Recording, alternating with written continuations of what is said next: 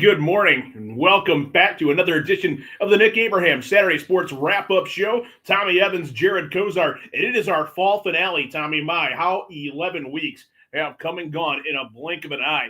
The Nick Abraham Saturday Sports Wrap-Up Show is brought to you, of course, by the Nick Abraham Auto Mall on Broad Street and Route 57 in Elyria. Also, our friends at Eco Tree Services, the folks over at Cobos Insurance Center, and Lorain County Community College, bringing you all the action this morning on the Nick Abraham Saturday Sports Wrap-Up Show. Can't forget about the friendly folks over at Stewart's TV and Appliance over on Cleveland Street. So thanks to our sponsors. Tommy, I want to thank you, as always, providing a nutritious and balanced breakfast, getting us going as far as loading our systems with sugar and caffeine this morning. It'll carry us right up through the big day that we both have planned. I don't know that nutritious and balanced falls into the category of what I brought this morning, but the apple fritter certainly hit the spot. Boy, that was a meal in and of itself. I know that Rocco knew she got introduced to the fritter last week. He had the peach. I had the apple, a little bit more seasonal this morning. So, again, always a pleasure to be working with Tom Evans, if for no other reason. You know that the chuck wagon's going to be real good. Sustenance. We need sustenance. We lead the league in sustenance, Tommy, you and I. Boy, we mentioned it to start off the program, 11 weeks in the books, a first week of postseason, and a little bit of a different feel to it this year in terms of what's going on because of the bye weeks. Only two Lorain County teams played last night. They both came up short. We'll talk about that when we run down the scores here momentarily, but just a different feel. Not to say it's bad at all. I think it's, if you ask the coaches here, and certainly we'll catch up with quite a few this morning, it's probably what they want. Well, exactly, and different is the word for it. I thought about that last night as we're doing some of the games last night and thinking about we still have some heavy hitters that have to get on the field and what that week was like for them. And we talked with Mike Elder previously about that off week, but we'll talk to some of the coaches now. And certainly we looked at some teams last night that have got on a roll late, and we'll talk to Tommy DeLuca over at Olmsted Falls a little bit later about staying on that roll and how important that is for them. So I think a lot more plays into that than people realize when you start talking to the coaches about that bye week. Yeah, and certainly, again, as we mentioned, not a whole lot of teams in action with that bye week. And you look at the makeup of Lorain County and what wasn't on display last night. We'll catch up with some of our coaches that played last night and some guys that are going to be waiting in the wings coming up. But when we figure that out, Medina County certainly, we'll catch up with Michael Keefe later on to talk about those games. Tremendous scores around Medina County last night. And as you mentioned, there's three more waiting to get in next week. And that speaks volumes about that when you think about the tract of land for that school, that county and just the schools that we cover. And almost all of them are still rolling right now. Exactly. That, we talked about the possibility going into week 10 with all 7 schools in Medina County making the playoffs. When, the end of it, I think 6 of the 7 make it in the end, but really a good showing by the Medina County. Yeah, certainly it is. And with that, Tom, let's get through some of the scores from last night. I'll take us out, starting out with our game that we had on WEOL.com and the CT Chronicle Telegram YouTube page. It was Rocky River besting Midview 20-15. The Midi season comes to an end. Boy, Midview had opportunities last night. Led the game late, 15-14, but River just a little bit too much for them down the stretch on their home field. It was Sandusky Perkins. Clearview made the trip out there, and it was not a pleasant ride, 51-7. But hats off to Clearview and the Clippers as far as turning a season around, the likes of which I don't recall seeing in quite some time in Lorain County. They come up short last night, 51-7. Olmsted Falls a little bit outside of Lorain County, but still what we would call our coverage area. They come out victorious. They host Fremont Ross, and they get the better of them. They put a lot of points. That scoreboard operator was busy, 69-38. Old Falls emerges victorious over Fremont Ross. Tom DeLuca will join us coming up at 9:20 this morning. And Ron Johnson and I were over at Bay last night as Cloverleaf bested the Bay Rockets 42-35 in a game where I think I just finally caught my breath about midnight last night with all the offense that took place and ups and downs in that game. Medina gets a little revenge over top of Strongsville, 28-25 last night. Strongsville had beaten them in the regular season, and Brunswick falls to Massillon Jackson last night, 24-17. Elsewhere in the association last night, the Cavs, a little bit undermanned. Not a whole lot of teams, not a whole lot of guys available, different bodies for the Cavaliers last night. Fall short at home to the Toronto Raptors, 112-101. college football this afternoon. It'll be, a battle that I think a lot of people thought would be a matchup of 1 versus 2 after week 1 of the NCAA season got kicked off, back in early September. But it will be Penn State visiting Ohio State. That one's the big noon kickoff. But, the Nittany Lions come in just not a great way right now. Well, I hope my instincts are wrong, but this smells a little like a trap game here. I didn't want to hear that, the Nittany Lions don't, with 3 straight losses, but they always come in and give the Buckeyes their best over there. Definitely a serious contender. You're always looking for that. So, we'll see what that game has to offer. Tommy, we are loaded with volleyball coverage as far as regional action is concerned today. And, it gets started early this morning. Hats off. We want to talk and congratulate Kara Kaufman of the Avon Eagles. They got the early edition. They are taking on Wadsworth this morning at 11. We were going to have her on the program today, but just stacked up a little bit too much with travel and getting ready for a big game at 11 a.m. this morning. On their way over to Streetsboro. And then right after that, EC will take on Lake Catholic in a North Coast League battle. These 2 teams have played 5 times in the last 2 years. They'll be over at Streetsboro at 2 o'clock. We're going to talk to Lori Kogan this morning at 9:30. Before they get on the buses and head a little bit east. Switch gears a little bit, exactly. Talking some volleyball in Division 7. Hats off to Open Door. They're going to match up with Monroeville, perennial power Monroeville. That Open Door program has taken strides. I think that game is out a ways too, if I recall seeing where that one was being played. Which is what you get when you get regional matchups. Teams volunteer to take a region, and the way that the regions are spread out anymore. There were 2 teams, local teams.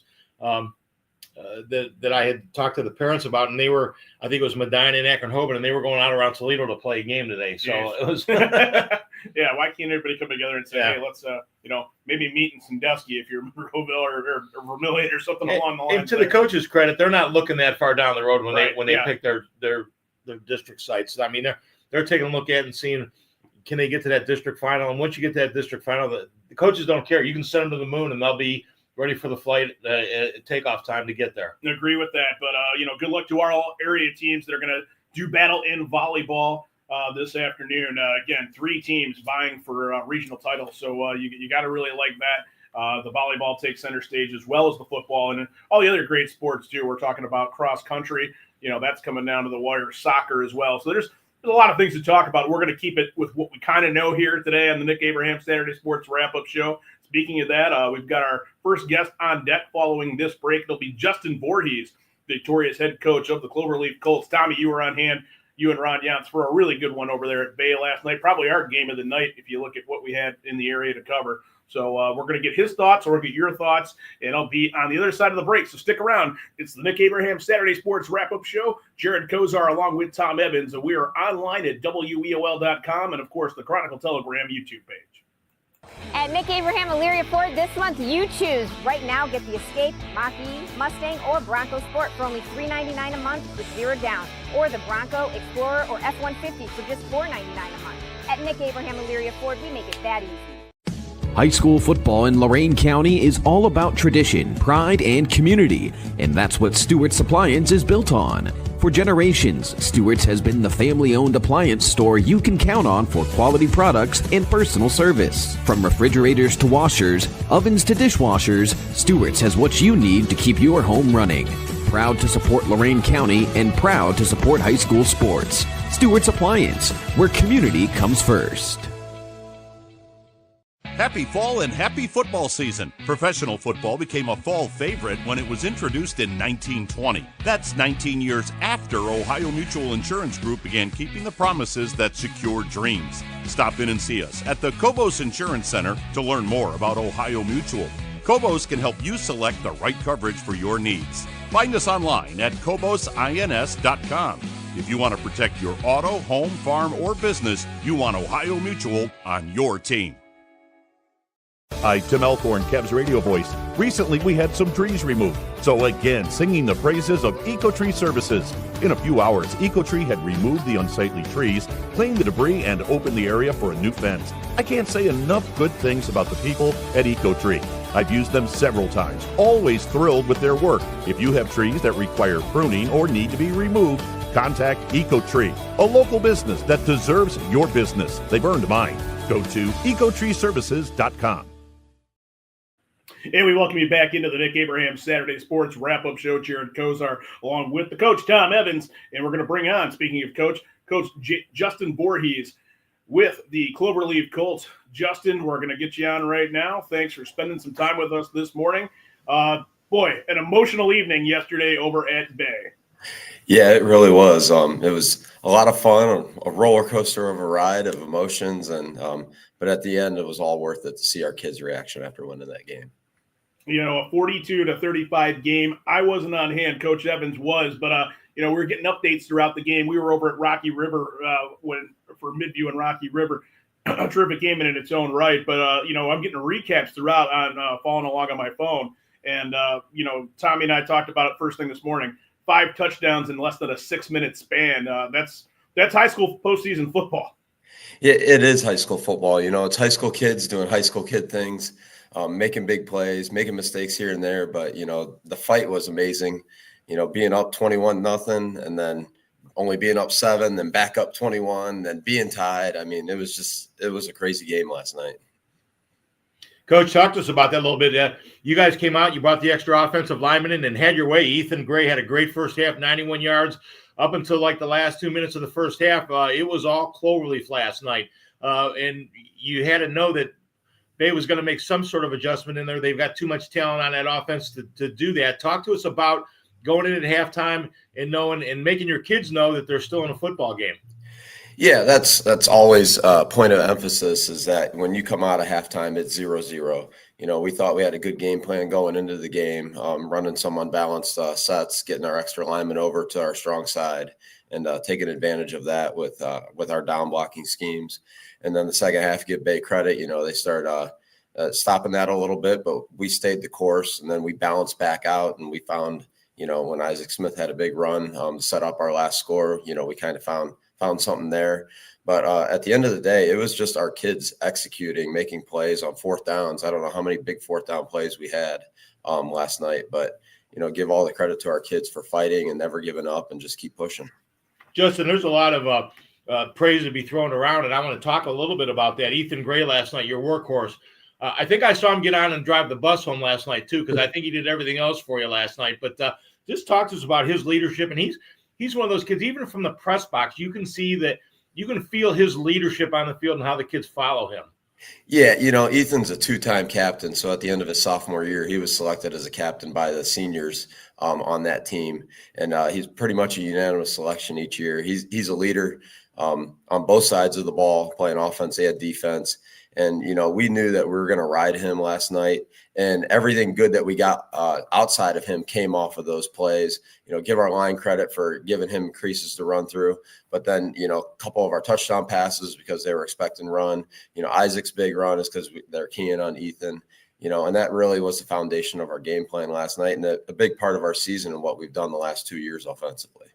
Justin Voorhees, the victorious head coach of the Cloverleaf Colts, is our guest on the Nick Abraham Saturday Sports Wrap-Up Show. A couple of tough customers to end the regular season for you guys, Coach, and it doesn't necessarily go the way you want, but you're in a situation where you mentioned that postseason, it's new life. It's the second season, and, making the trip over to Bay last night, it just seemed that you guys had confidence in terms of what you wanted to do. When I talked with Ron Yantz earlier this week, and he was excited about the ball game. Really, he said both teams feel really confident, and it was a really good matchup, and it proved to be that on the field. But your week of prep leading up to it, was there something special that you really said, well, they do this well, and we got to take that away? Yeah, going into it, we knew that 24 was going to get the ball in the slot and then, in the backfield. So we had 2 guys going to him. We put our best corner on number 4, Brody Baggs, their receiver, and then Charlie Rogers, 24. Then we knew we had to keep an eye on Rocco, their running back, and just kind of play the game. We knew out of those formations what plays they were going to typically run, and we were keying on that. And give our kids credit on the defensive side of the ball. Even though it was a lot of points, I mean, they had a kick return for a touchdown and some big plays, but we held them to, just barely over 200 yards. And our defensive game plan, I thought, was really good, and the kids executed it, and they bought in, all week about what was going on. And then offensively, we knew that, we were ready for a breakout game. We felt we've been close all season, And we knew with Isaac and his running ability and his consistent pass play and smart decisions with the ball and all the guys that we have around him, and then just with Ethan, our kids really believed going in that this was going to be our first playoff victory ever. Coach, I wanted to swing back around and talk about your corners. You got a 5'8" and a 5'9" freshman and sophomore. Bay doesn't lose their heights, but they easily got a 6'2", 6'3", a couple of receivers that are they're well into their early 6 foot size. And your kids were lights out last night. When plays had to be made, they made plays. They play with confidence against a senior and a junior on the wide outside. Talk to us about those kids, and you put them out there on an island on the corner, and they met the challenge last night. Yeah, we started off the game with Kellen Price, our junior corner, who's was an all-league corner last year and this year, and one of our best players on offense too. We put him on number 4 on their leading outside receiver, and he shadowed him all night. And then we had Zane Trent, a freshman who started the whole season and, has a real promising future. And, he got picked on a little as the season went along, but he's grown from that. And we talked about that's going to be your growth process. And both guys played outstanding. And then unfortunately we lost Kellen to an injury. Hopefully he'll be back next week. But give Isaac Smith and David Hunter credit for stepping in. David moved over from safety, and Zane took on the job of covering number 4 for them. And both those guys really stepped up, and we brought in a safety, sophomore safety, to Grady Porter. And, they all week rep those positions, knew the routes and knew the game plan. And we told them to play with confidence, and they did. Coach, we know what the game meant last night. We've had great weather all season. Last night was the first kind of fall weather night, but they got you with the ice bath afterwards. The first 10 weeks, that probably would have been okay. Last night, you stayed true with the shorts, but they came after you with the ice bath last night. So we know what that meant to the Colts last night. Yeah, that I didn't even feel it. It was great. And, it was a cold bus ride home, but, at the moment, I did not mind at all. It was all about those kids and seeing the reaction for the kids. And, I appreciated that so much, and that's what we work so hard for, is to see the kids have that feeling at the end of the game. Coach, 12 hours in now, basically removed from a victory last night. Pretty emotional. Have you given yourself some time to break down the film yet, or are you just thinking what's going to happen as far as our postseason future next week and how that plays out? Well, we had an hour bus ride home, so that's what I was doing on the bus ride, was watching the film. So watch the film, and then, got a few notes. We're in watching film right now, breaking down last night's game. And our thing always is, win or lose, we're going to enjoy the next 24 hours or let it burn the next 24 hours. And then we're going to move on to the next week.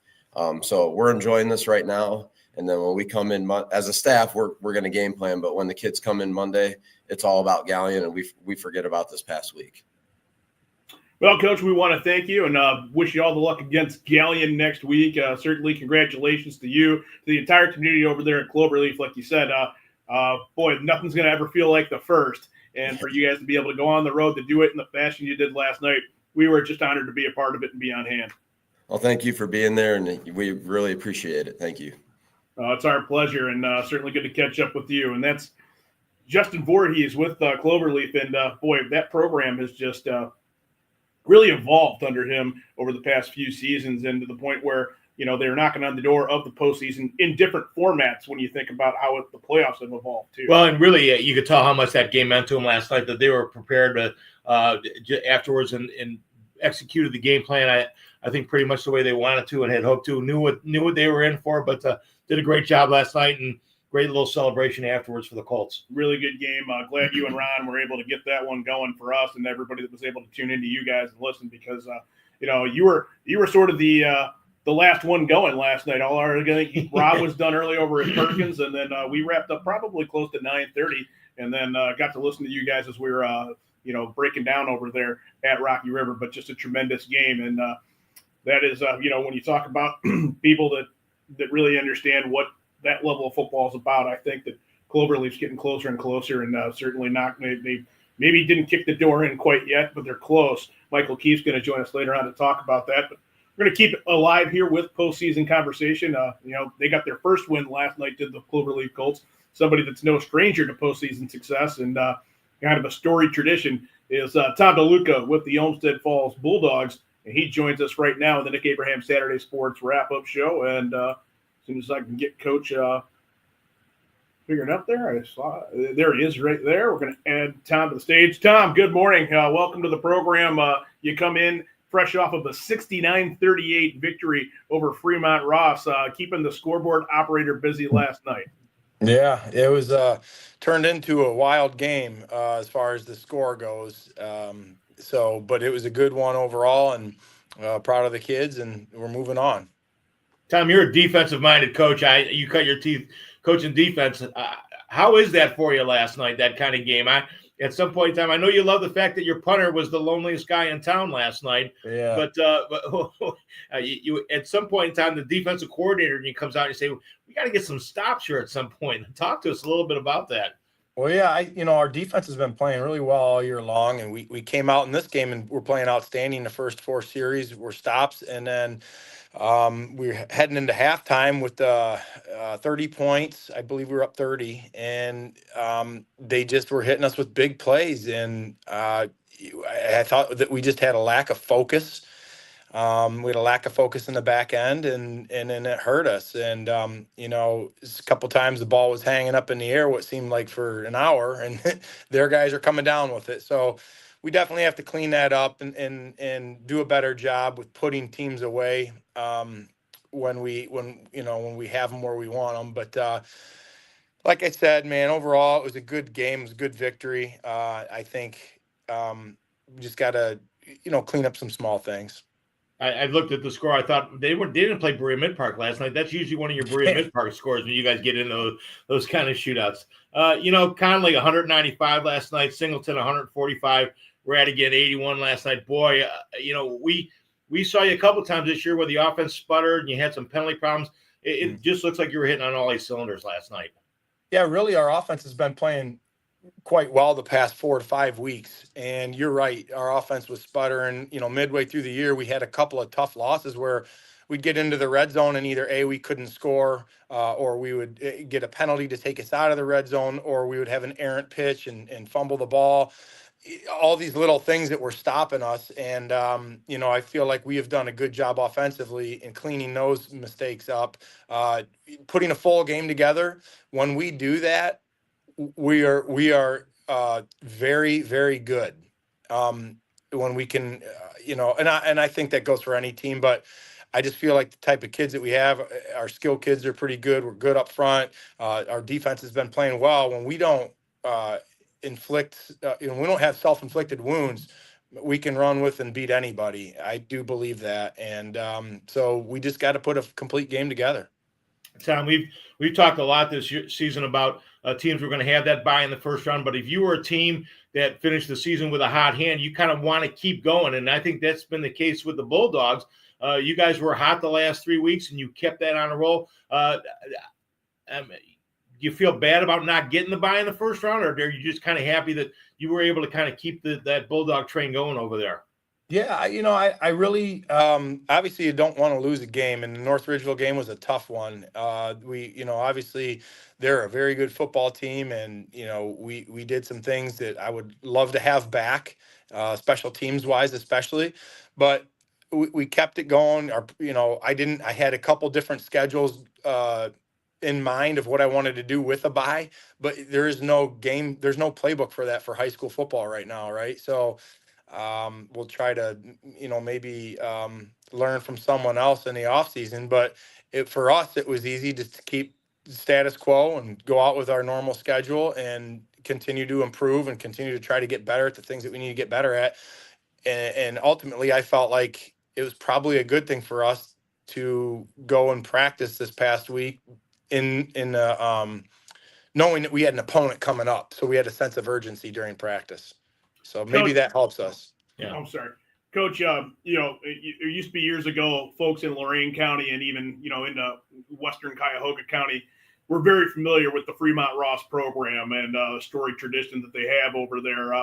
Maybe your guys in the locker room don't understand, or maybe you made it clear to them what kind of a deal it is to beat a team of that caliber with that tradition. Certainly where you come from too, or maybe some of our listeners and viewers don't know about your history and where you emanate from, but it's got to be pretty special to beat the big dog like that.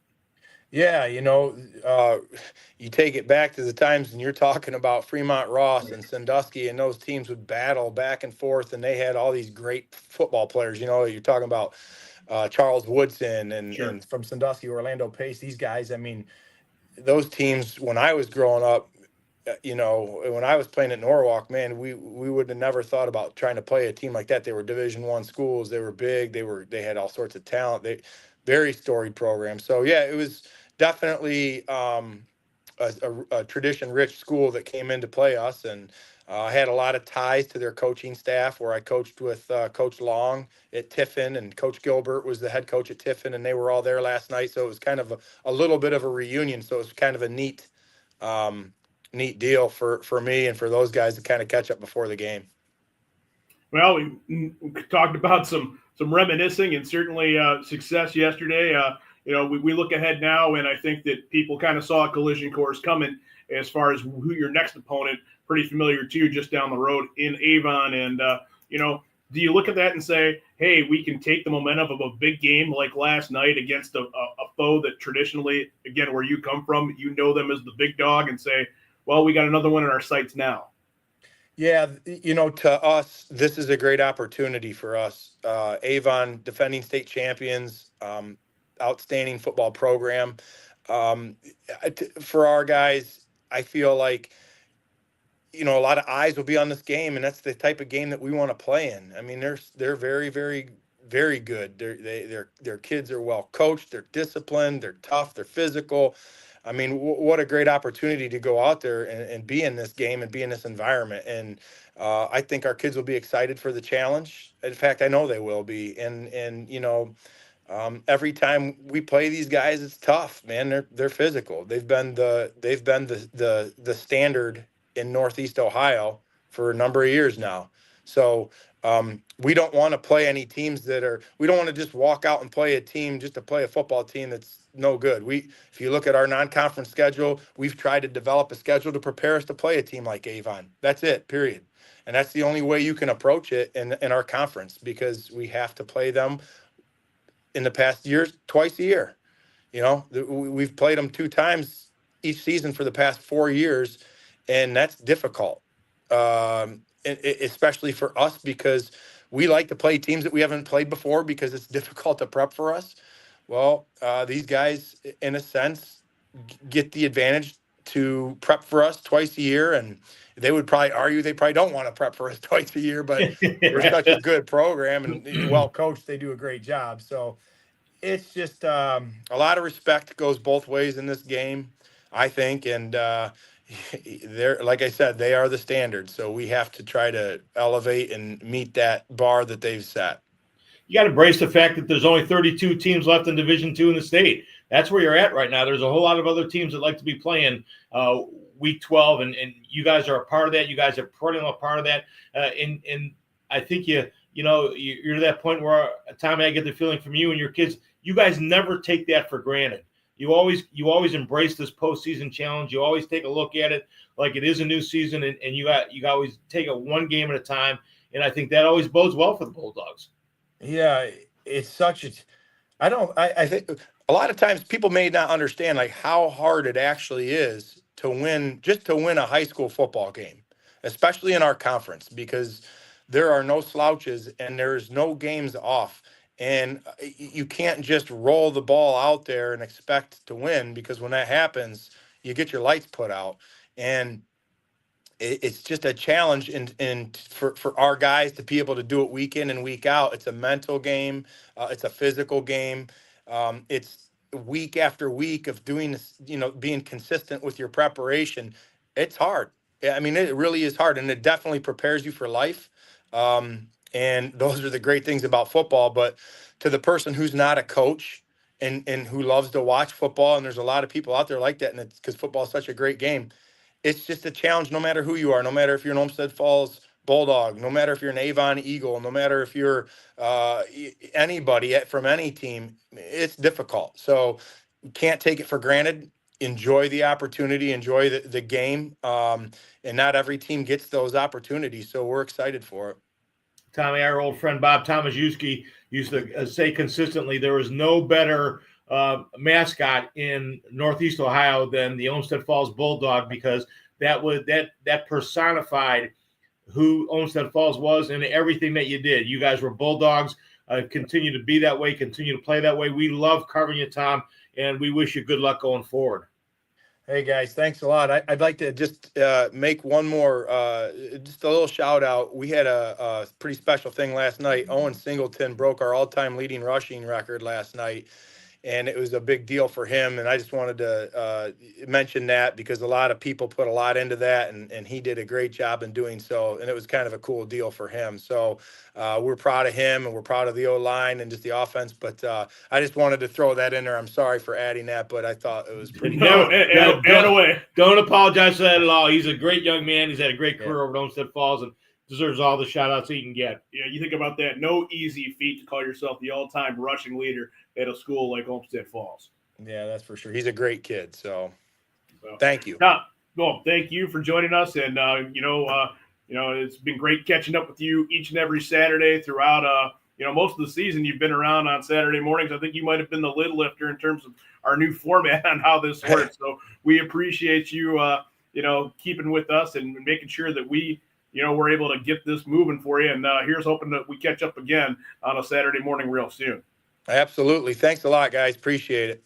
Thanks, Tommy. Thanks, Tom. Yep. And that is Tom DeLuca, victorious head coach with the Olmsted Falls Bulldogs. And, Tommy, he mentioned it, it's sort of like something you can count on almost is in that second week of the playoffs, even with the bye now, the way it's figured in, you can count on an Avon Olmsted Falls matchup. And, there's no secret. Avon's the team to beat around this area. He knows it. And, it's going to be a tough challenge, but they're not here because they wanted to win one football game and call it a day and clean out the lockers. Well, that's what makes it so much fun to watch the Bulldogs play. They really embrace it and they embrace the challenge. So good luck to them as they move forward against the Eagles next week. We'll get Mike Elder's rebuttal in hour number 2 of the Avon Eagles. He's coming up at 10:40 later on the Nick Abraham Saturday Sports Wrap-Up Show. I want to take a quick break because when we come back, we'll switch gears. Tom Evans and I are going to be a little bit out of our comfort zone. We're going to talk some high school volleyball. Although, Tommy, you're really good at this thing, and we'll talk about why that is. But,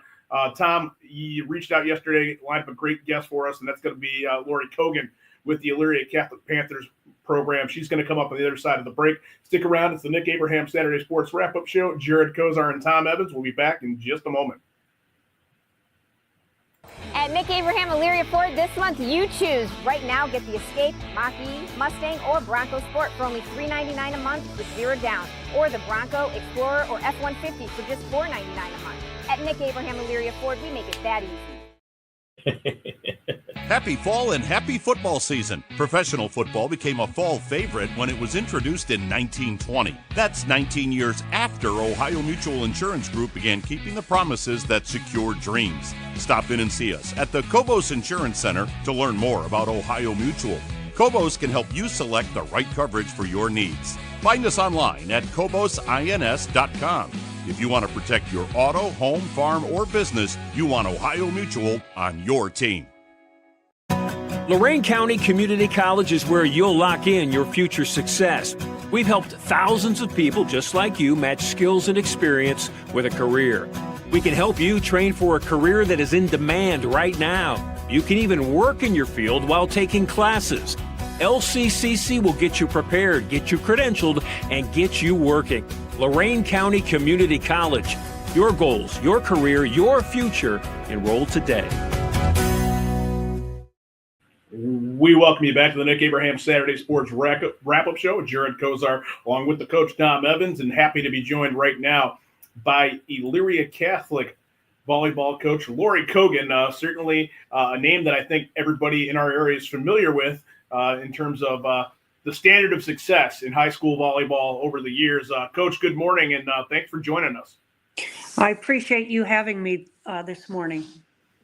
Well, it's our pleasure. And certainly, Lori, I think the last time you were on this program, it would have been, at a different school in the same city. And Tim Alcorn, I think, was the person that invited you on and wanted to talk about some success over there volleyball-wise. But just, a few different stops for you, Coach, over the years. But as I mentioned, and Tom and I talked off air earlier, success everywhere you go. And that's not by accident. That's, your ability to build and enrich a program. Well, right now at Elyria Catholic, our success, obviously, we've got some great players, but in addition, as Urban Meyer once said, you have to have a strong coaching staff.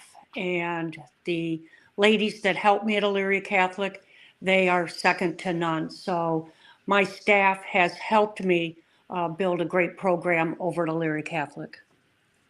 Lori, something that sometimes the kids don't realize, but the coaches certainly do. The NCL is brutal in volleyball. I think at the start of the week, 5 teams in the NCL were still playing in the regionals. And the kids that I spent some time at Elyria Catholic, it's just, we're just playing Padua again, or we're just playing Holy Name again, or we're just playing Lake again. These are all teams that have been to the state finals, been to the mountaintop, and now you guys are right there with them. Talk to us about playing in the NCL and that preparing you for tournament time. Well, yeah, I can remember a couple years ago when we were leaving the Great Lakes Conference, and our athletic director Jim Piazza was looking at options to send our conference to put our school in, and a lot of conferences that were public schools dominant really had no interest in taking Elyria Catholic in. So we were looking at private school conferences, and I believe, and I don't know the history, but I believe this is a conference at one time Elyria Catholic had been part of. So being a private school conference, they were more than willing to take us and a Holy Name in. But I told Jim when he did that, I said, so am I going to get fired when I go 0-12? Because I've been around volleyball a long time. I know the history of these schools and how many times they've all gone to the state tournament, how many times they've won the state tournament in their respective divisions.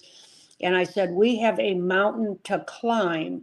I said, however, it will force our players and our staff to adjust to that level of competition. And ultimately, given time, it will make our program better.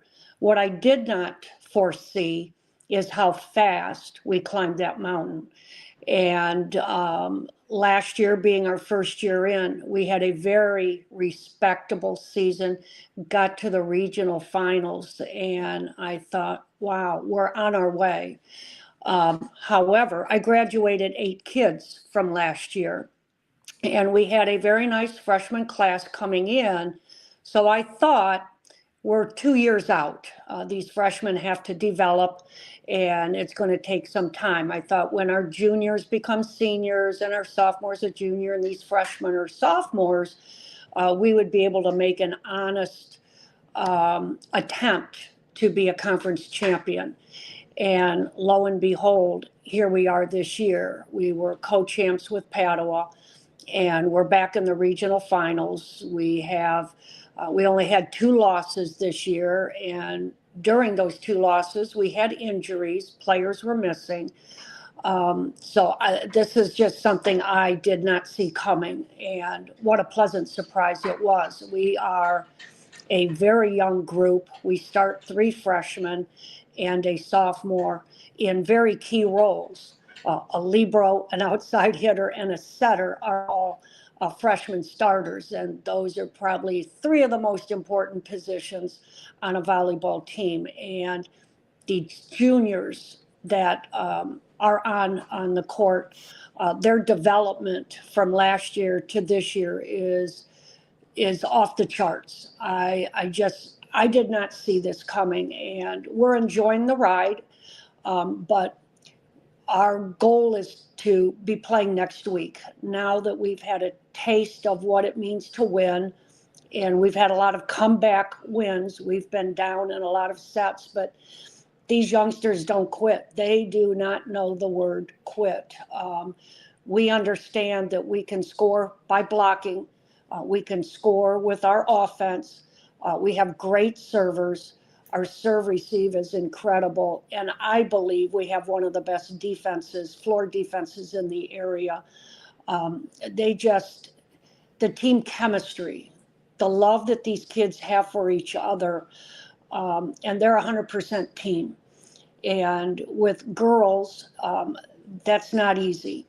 But these kids would do anything for each other. So they have that it factor that you can't stat, but they have all the ingredients. And today they just have to show up. And I don't even question whether or not they will show up, because they've shown up for every match. And it's going to be an exciting afternoon. We go after one of a team that has won the state the last 3 years. They are in our conference, a very strong team, strong year in and year out. We have the utmost respect for Lake Catholic. They've accomplished more in the last few years than Elyria Catholic has ever. So we know what we're up against, even though we have beat them twice this year.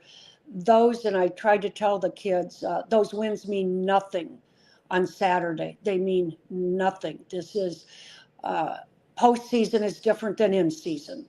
And our kids have to understand both teams are going to be fighting to get to that Final Four. It's not a revenge. It's not a grudge match.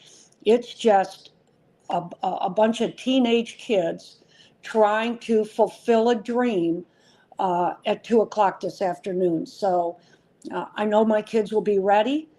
They'll give us everything that they need to give us, and we just hope it's enough. Lori, I want to touch on that. I was at the Lake Catholic game over at the Coliseum earlier in the year, and I knew how good Lake was coming in. It seemed like your kids were just having fun, and almost like they're young and they don't maybe. Is there some of that they don't get the magnitude of where they're at right now, and they're just out playing as a team and having some fun and having some success? Or tell us a little bit about that. Yeah, I don't think the young kids, they've played some junior Olympic volleyball, and but I don't think they get the magnitude of how good our conference is. They do have fun. On Thursday night, at times you could look out on the court and they were just laughing and hugging each other. They're treating it different than I guess maybe a bunch of seniors. They don't seem to be rattled. I think in their minds, because they're so young, to them, there's always tomorrow, whether tomorrow is the next match or the next year. But I think they figure, hey, we're here for 4 years. So whatever happens, happens, but we'll have next year. We'll have the next year. And they don't look at any of these. They just don't get rattled. And I think that's unique because the key players on this team, they do have next year. We're not a senior dominated team. So they don't feel that pressure because their season could end, but their careers are not going to end. And I think that's what takes the pressure off these kids is they know they still have longevity in their careers. Great stuff, Lori. I just know that a win today means that there's a carload of Evans family members heading down to Kettering Altar next week to watch the Panthers play in the state semifinal. So the best of luck to you today over at Streetsboro against the Cougars of Lake Catholic today. I greatly appreciate it, and I appreciate you having me on this morning. Absolutely, Coach. It's our pleasure. Good luck, and we will be following that one very closely. So good luck to you and your Lady Panther program. Go EC. And I hope I have an opportunity to talk to you next week. Absolutely. Be wonderful. Okay. Take care, Lori. Thanks again, and you. good luck this afternoon. Appreciate it. Thank you. Thank you. Boy, and when you want to talk about the who's who of volleyball in Lorain County, it begins and ends to me with Lori Kogan when you just think about the stops and the success that she's had. And you talk about energy, and she's talking about kids that are, a young team and a group of high school kids. She's got all the energy in the world. They're probably getting that from her. Absolutely, and that's it. She talked about it. Sometimes they play in the NCL, and sometimes the kids don't realize that.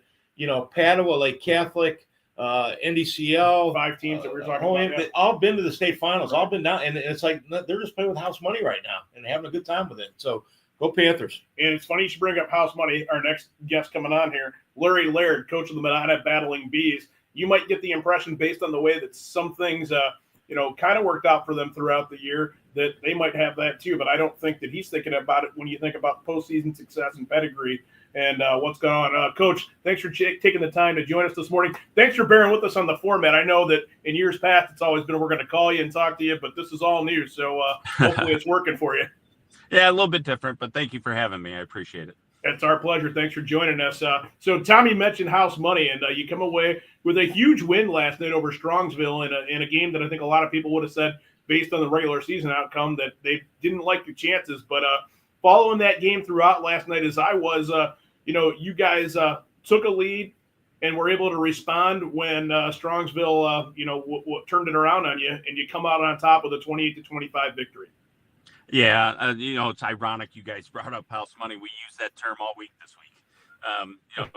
Our whole program really has been based on over, the last 8-9 years of us winning some games that nobody really thinks that we should be winning. So we sold that to them, and the kids believed. And last time when we played them, they big played us to death. Really, that's what had happened. We felt like we did not put out our best performance, and that's what we convinced the kids, and had to make them not work for everything that they got and not big play us. Unfortunately, we did give up one big play last night in the punt return. Larry, and I want to talk about that a little bit. As a former coach, you walk away from a 42-14 game, and you're saying to yourself, they're not that much better than us, or we could be in this game. And sometimes you as a coach know that based on what went on in the game. But sometimes getting the kids to believe that can be a tougher chore. Tell us how that in the other thing I want to circle around about, you guys were essentially in playoff games starting probably week 7, knowing that you guys had a win coming down the stretch to get a chance at it. So talk to us about those two things heading into this round. Just convincing our kids that we had not played up to, first of all, up to our standard as a program. But second, we had not really put it all together.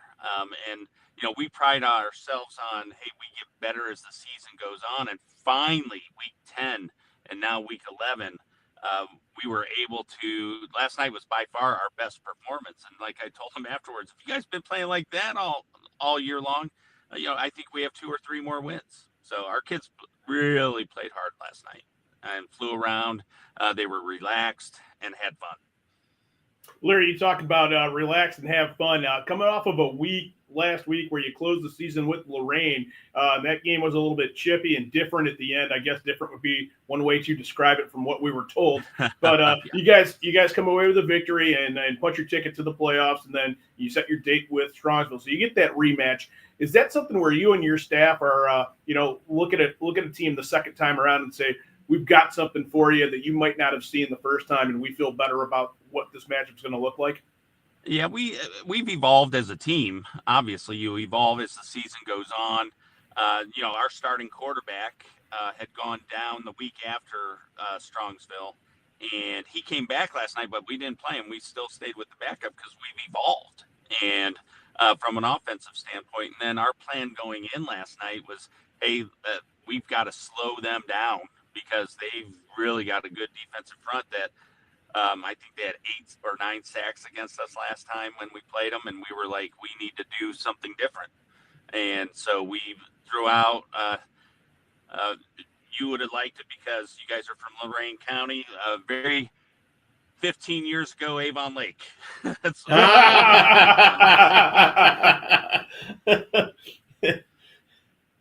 Larry, I still can't wrap my brain around you running the offense that you run. I still look for the power off tackle, get the fullback up in front of him. I still have a hard time. I want to go back to those Avon Lake days, but the fact that you guys just spread it out and your quarterback oftentimes is your leading rusher on the team. So, but that you've evolved as a coach. Oh, thank you very much. But that's what we game planned for that. Our quarterback was still our leading rusher last night, but we gave him about 5 or 6 different personnel groupings, and that paralysis by analysis by them is what we were trying to do. Get them to try to get lined up, not just put their ears back and come after us. Coach, when you think about now that Strongsville's behind you and you guys come out victorious 28-25 last night, McKinley awaits in your tenure at Medina. You know, you guys are no stranger to big games and long postseason runs. Is this something maybe that this group that you have now can kind of familiarize themselves with? You know, they grew up watching some of the kids that had success 7 or 8 years ago, and then, you know, even, you know, kind of when you talk about that, you're like, well, that's the start of the Drew Aller era. And then what it evolves into now is that may be the product of these kids that remember those teams, and now it's going to come up and they're going to be able to do that for you? Well, these seniors, they were part of a regional final team just 2 years ago. So, I mean, they know what it's like. 2 years ago when we upset Cleveland Heights to get to the regional final, you know, they were on the sidelines, and some of them were on the special teams. So they're used to, and they know the standard of our program. Unfortunately, the last 2 years, we have not been able to necessarily hit that standard. I mean, kids play hard, but for us, and we told them all week long, hey, it's all about meeting the standard. And they really, by far, this past week, best week of practice of the year. They were confident. Again, you as a former coach, you know it's hard to play a team twice. It's really hard. So, we thought we had the advantage there because, like you said before, we're playing with house money. Nobody expects us to win. All the pressure's on them, and we know each other so well. I mean, they know us and we know them. So that's what we did offensively. From an offensive standpoint, is just bring out some different personnel packages to slow them down. And then defensively, we were just big on, hey, let's play gap sound and make them snap the ball. Make them don't big play us and make them snap the ball 8, 9, 10 play drives. So that was our game plan. Larry, I think there's probably some old film around there, but I think many years ago, I remember going down to a Fawcett Stadium when I think a number 8 Medina took on a number 1 McKinley and completely dominated them in one of the best high school football games I've ever had the pleasure of calling. And they might want to dust that off and show that scoreboard there at the end of that game because the Bees were all over it that night, and that was a great game to call. And I know you're kind of looking for the same repeat performance this week as you take on McKinley. Yeah. Haven't delved too much into McKinley yet, but definitely it's going to take that kind of monumental effort by our kids. But they're playing confident right now, and we're finally somewhat healthy. We've been beat up all year long, so now that we're getting healthy, playing with confidence, we're still playing with house money. Nobody expects anything from us. All we tell our kids every day is, hey, we expect you to practice hard and play hard. That's all we expect. Boy, before we wrap up and let you go, Larry, first of all, I want to say thanks for joining us this morning. But the more I hear that term house money, I just keep thinking that, quite frankly, from the sounds of it, you guys wouldn't have it any other way right now. Oh, yeah, absolutely. And our kids, great kids. And you remember why you do this last night after the game and seeing the smiles on those kids' faces, knowing what they had accomplished. You remember why you do this. Well, certainly we wish you all the luck in the world against McKinley next week. And thanks for joining us this morning. Love the new format. Good to catch up with you on a Saturday, Coach. Haven't done it all year long, and it was about time. Hey, thank you very much. Thank you for having me. Hopefully we're, like Coach said in the previous segment, hopefully we're speaking again next week. There we go. And thank you for everything you guys do. We appreciate it. We appreciate you this morning as well, Coach. Larry Laird with the Medina Battling Bees, and victorious in a playoff game last night against Strongsville. So that's a revenge game. Speaking of a guy that's probably going to want revenge, it'll be Michael Keefe joining us after this segment. We're going to take a quick break and then bring Mike in. Mike, revenge of not doing games last night because he had some prior commitments, and he'll enact that revenge on the other side of this break against Coach and I coming up. Stick around. It's the Nick Abraham Saturday Sports Wrap-Up Show. Jared Kozar, Tom Evans. Michael Keefe joins us when we come back in just a moment. At Nick Abraham Elyria Ford, this month you choose. Right now, get the Escape, Mach-E, Mustang, or Bronco Sport for only $399 a month with 0 down, or the Bronco, Explorer, or F-150 for just $499 a month. At Nick Abraham Elyria Ford, we make it that easy. High school football in Lorain County is all about tradition, pride, and community, and that's what Stewart's Appliance is built on. For generations, Stewart's has been the family-owned appliance store you can count on for quality products and personal service. From refrigerators to washers, ovens to dishwashers, Stewart's has what you need to keep your home running. Proud to support Lorain County and proud to support high school sports. Stewart's Appliance, where community comes first. Lorain County Community College is where you'll lock in your future success. LCCC will get you prepared, get you credentialed, and get you working. Lorain County Community College. Your goals, your career, your future. Enroll today. And welcome back into the Nick Abraham Saturday Sports Wrap-Up Show. Jared Kozar, Tom Evans, engaging in some of the sustenance that he discussed earlier this morning on it. Thank you, Tommy, for providing breakfast once again. We're going to bring in the voice of the Medina County matchup, although maybe not for much longer, because I think Ron Yance is going to challenge you to a battle royale in terms of the game that he had the privilege of covering last night over at Bay with the Cloverleaf Colts coming up with the school's first ever playoff victory. Saying Michael who? Yeah, he's saying, yeah. Who's this Keefe guy? Yeah, exactly. You might get punted back to Rocky River, Michael, after that happened last night. Speaking of River, we were in your stomping grounds yesterday. Thanks for paving the way, getting us in the good graces of Mark Wagner over at Rocky River yesterday as we were treated to a good game. Mid-view season comes to a close last night at the hands of your Pirates, 20-15. But a really good high school football playoff game. Great atmosphere. Mike, we're just going to kind of wind you up and let you go and talk about everything that happened in Medina County. It was a pretty good night for Medina County last night, and certainly some of the big dogs still on the outside waiting to get their crack at it when play resumes next Friday because of the byes. Well, first of all, let me say this, Coach. Before you started piling on there, I came in ready to defend you. No, there'll be none of that. I came in ready to say, Jared, aren't you the one in control of the commercial buttons? Let the man finish his food before you come back out of the break. It's a new format for me too, Mike. But instead, I'm stuffing my face as we come out of commercial. Listen, Ron Yance is a long tenured and extremely well respected, and frankly, just a good guy, but sports broadcaster in this town. But he can try coming for that Medina County matchup, but that is you hear that, Ron? Ron's listening. You just called him old, Keith. You just called Ron Yance old. You know what? You walked around it, but you just called Yance old, and that one's going to come back to get you at some point in time. No, nobody can have the good looks and youthful exuberance of you two gentlemen this morning. So I think we're all old in comparison. All old in comparison. No, listen, I'm going to be very honest and straightforward. You guys just had Larry Laird, and I've known Larry now. Been doing games with Medina for 15 years, ever since he got there, and I think it was 2017. I've known Larry since then. I've done a lot of Larry's games. We've made a lot of deep playoff runs with the Medina Battling Bees.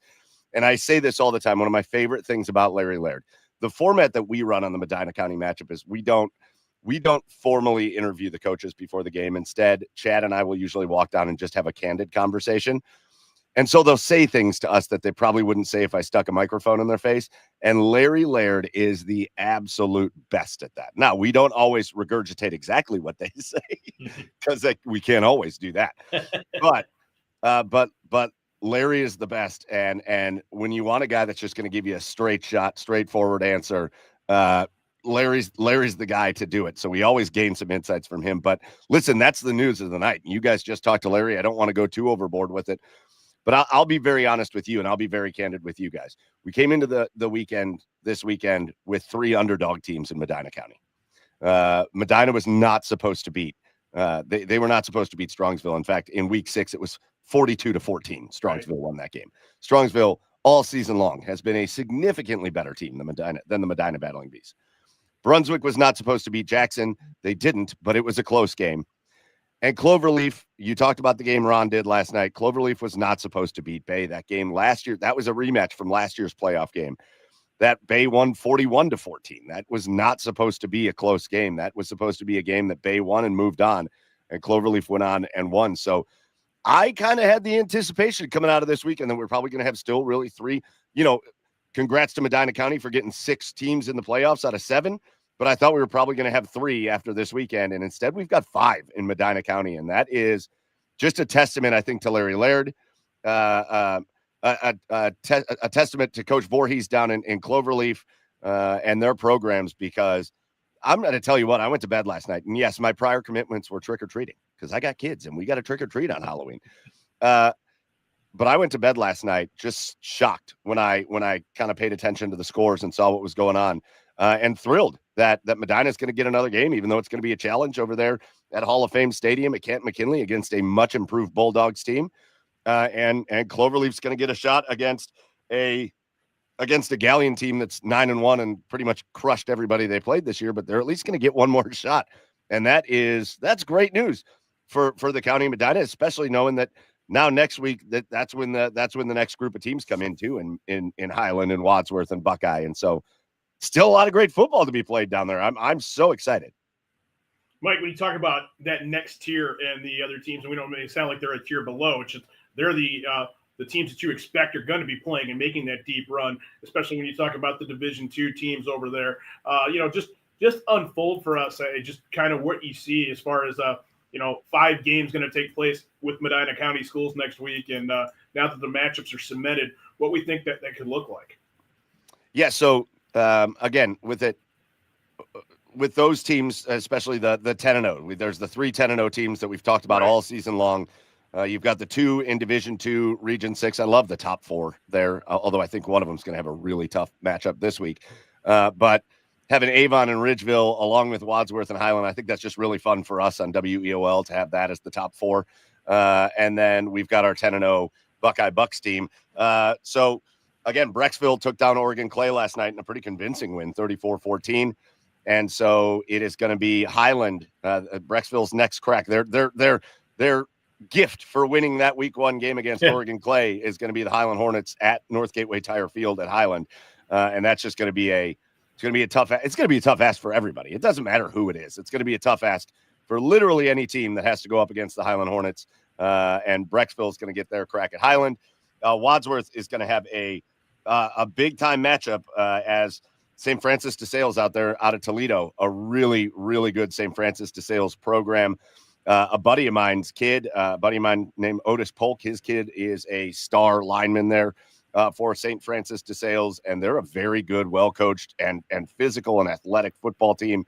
They'll be taking on Wadsworth in Wadsworth after they beat Valley Forge last night 33-7. So it'll be Wadsworth, St. Francis de Sales. And then Buckeye is going to get St. Mary's Memorial. St. Mary's Memorial took down Copley 36-34. What a game that was last night in an 8-9 matchup. St. Mary's Memorial, though, will be taking on Buckeye at Buckeye High School next week. So the expectation is that those teams come out and play the way they've played all season long. However, I do think the fascinating thing this week, guys, is now we're going to, for the first time, see what the impact of the bye week is. Is it going to be a positive impact on these teams where they come out and they look well rested and they look ready to go? Or are we going to get, I would imagine over, it may not be these teams specifically, but I'd imagine around the state in general, we might see some games that surprise us with teams coming off big momentum victories in week 11 that put themselves into the second round, going up against teams coming off a bye, kind of maybe feeling themselves a little bit. And maybe they don't come out and put up the same kind of effort you think they will. I imagine some of these games that we think will be a little bit farther apart are going to be relatively close this week because of that factor. And Tom, you coached for a long time. We talked when we did the Rocky River Buckeye game. It was something Greg Dennison brought up to us before the game was, we're excited to have the bye. They already had at that point the 1 seed locked up, basically. He said, we're excited to have the bye, but obviously that has my attention a little bit, just getting a team coming off of a momentum building win and we're coming off a bye. We got to really make sure our boys are ready for that. Well, you want your team on edge. Quite honestly, this time of year, you want them on it. You want them on a razor's edge. You want them sharp. And there's something to be said for the week of rest. But if you haven't done it before, it's tough to plan around. We talked with Mike Elder about, he had talked to Larry Karras about how to go about it because it's so unusual in high school. I know that, my roots were at Cuyahoga Heights, and sometimes it was tough for Heights to find games. So I watched Alan Martin do that mid-season where he had a kind of workaround where they couldn't pick up a week 2 or a week 3 game sometimes, and how he kept that team sharp getting into the next week. Certainly people say, well, you get your kids healthy. Well, you're not getting 7 starters back off of injuries in a week's time. So bumps and bruises maybe, but right now everybody's playing with bumps and bruises. So you just kind of set that aside. So, you want them sharp. And how do you keep them sharp with that week off? We're going to find out. And I agree with you 100%, Michael, that I think we're going to see some games that are a whole lot closer because some of these teams coming off this first round are playing with a whole lot of momentum right now. And they're like right on the edge, and they're going to keep that train moving. And to crank them back up this week when they've been off a week to get them ready, to get them razor sharp for Friday night, we'll see how that plays out. Yeah, and I think when you go, again, if we were to go back to Highland and Highland and Wadsworth, Division II, Region 6, those 2 games, you would pick Highland and Wadsworth all day in those matchups. Although I do think Wadsworth's going to have a battle with St. Francis de Sales. And then you look at the other top 4 teams, and you've got familiarity is always a scary thing too, right? So you got Avon and Olmsted Falls, and even though Avon kind of runs through that conference and they dominate everybody, Olmsted Falls knows Avon and Avon knows Olmsted Falls, and you just never know what that's going to bring. There were games. Well, frankly, you just look at what happened in Medina last night. Strongsville beat the tar out of Medina the first time they played in week 6, and then Medina comes back and gets a win. So familiarity always is a little bit of a frightening thing. And then I really think, I think there is just fascinating stories. I know this isn't Medina County, but North Ridgeville and Anthony Wayne. That's an Anthony Wayne team that's used to making some runs in the playoffs. That's a really good Anthony Wayne team against North Ridgeville, who, again, these kids aren't used to having bye weeks and coming off of byes. Now, not many teams are as tested as the teams that come out of the SWC. And for North Ridgeville, I think they're probably the tested team in the SWC because of all the close games that they had to win by the skin of their teeth. And so I would imagine that they're going to be ready to go for that game. But that's going to be a heck of a ball game in North Ridgeville there. So, I think we're going to see it right in our own backyard, the effects of the bye. But again, you got to take advantage of it. And again, sometimes getting those bumps and bruises, even though they're minor, feeling better can help you out as well. So it's just going to be up to the coaching. But again, in Medina County, 5 games this week that is an awesome thing to say going into week 2 of the playoffs. And I think some of this is going to be reflective of how the coaches go about coaching. I know Tommy Gibbons for a long time. They will be razor sharp, and because Tommy gets out of bed razor sharp every day of the week. When the season's over, the 1st of July, Tommy Gibbons gets out of bed razor sharp. And the Highland Hornets, but sometimes if you're a little bit more of a laid back coach and take a little bit more laid back approach to that, you got to crank them back up. And sometimes 15, 16, 17-year-old kids, that's not as easy as people think it is. No, absolutely not. But again, there's a lot of good coaches that we're talking about here. I mean, they're not there if they're not. They haven't done the job. So yeah, you look at all these programs. Even a Medina team that was down. That's Larry Laird. He made the joke about the Avon Lake football team that he coached 15 years ago. Again, Justin Voorhees down there in Cloverleaf that just kind of routinely gets a team that nobody really expects to be competitive every single year. Cloverleaf has a competitive football team. And that's in large part due to good coaching. And then you talk about the guys coaching, you brought up Coach Gibbons, Mike Gibbons there at Highland, and Greg Dennis, just the whole group, Justin Todd at Wadsworth, just a great group of coaches that I think they're going to have their guys ready. It's just going to depend on how they come out. Again, I think we just have fascinating matchups. Guys, if Medina plays this week like they played on last night, they are going to give McKinley a game. Now, again, if they revert back to the Medina that we saw when they played Brunswick, or a little bit of that action, then it may not be as fun looking. But if they play like they did last night, they come out and play hard and they take care of the football and they don't try to do too much and their defense gets some stops. I mean, we could have a good game right off the rip there. These guys should all. This is a lot of veteran coaching that should all have their guys ready to go. Yeah, shout out to all those guys, as you mentioned, Michael. And, I actually want to give our shared custody team a little bit of love there too. And Black River battled right until the end. They were almost there. I mean, when you look at none of those Medina teams mathematically eliminated at all until the very last second of the last game was played. So, it's a great brand of quality football in Medina County, and it's going to be on display now this week, as you mentioned, with 5 teams going from that area. We want to thank you. Before we let you go, I know that you dominated the candy that the kids brought home last night, but what did the kids go as? What were our costumes last night? So last night we had my son was a creeper for Minecraft. If you are familiar with the Minecraft world, so he crept his way around, even though he had a creeper head that lasted all of about 48 seconds before Dad had to carry it around the neighborhood because he didn't want to wear it anymore. Yeah, good for the picture. And my daughter was there's a Spider-Man and Friends show for kids, and there's a girl version of Spider-Man called Ghost Spider. Yeah. And so my daughter was Ghost Spider. That was the look. I was lent from a very good friend of mine who is a teacher at Vermilion Schools. Nikki lent me a whoopee cushion costume. So I walked around as a whoopee cushion, and I won't say it here on the morning show, but my job, I carried around a little bucket with me, and I did adult trick or treats for some of the parents. Well, you're one of those, huh? Okay, there you go. Yeah. Hey, listen, we're all in it. We're all in it together out there. We're all in it together.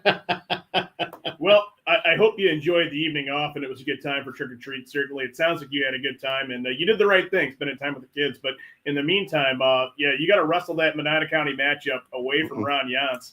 Nope. And I don't know. I mean, there's going to be a personnel meeting here on Monday, and right now, I mean, you reference him. He's crafty. He's the veteran for a reason.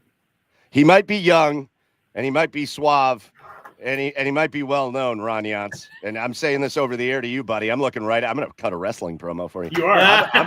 I'm looking at you, buddy. I'm looking at you, Ron Yance. You might have all the experience, but 15 years on the Medina County matchup, to use the old Macho Man quote. That's the cream of the crop right there. We got the cream rises to the top, and that the Medina County matchup belongs in the hands of the Keefe household. So, Ron Yance, do your thing. You might be on the big streams, buddy, but stream 3 Medina County, that belongs to me, pal.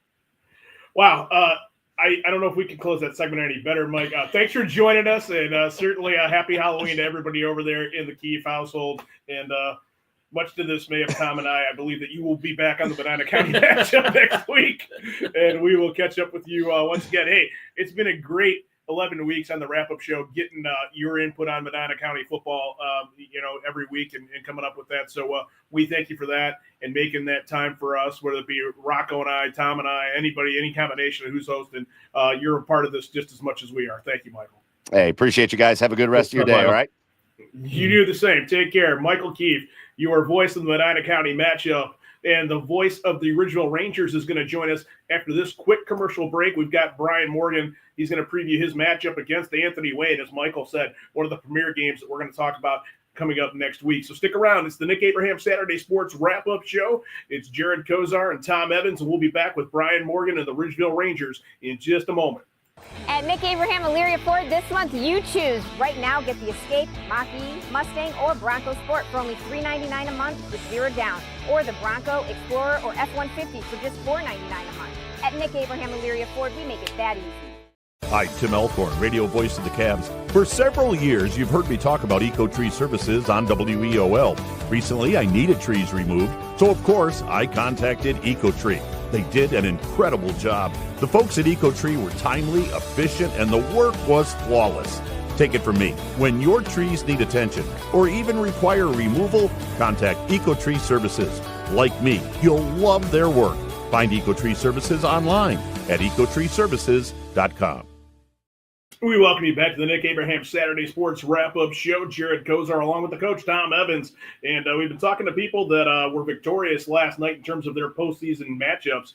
Well, we're going to get our first insight from somebody that was, probably doing a little homework last night in terms of their postseason opponent, as we invite Brian Morgan of the Ridgeville Rangers to join us. And he's in action right now outside, Tommy, enjoying some of that fun fall weather. You wouldn't know it's November 1st outside. No, it's beautiful. Yeah, it's beautiful. The kids had to run a little bit. We gave them yesterday off to do a little trick or treating. So them up early this morning and made sure that we got some of that conditioning in that they missed from playing a game on Friday. And we appreciate you taking the time this morning. And of course, you're one of the programs in our area fortunate enough to have that bye and the home field.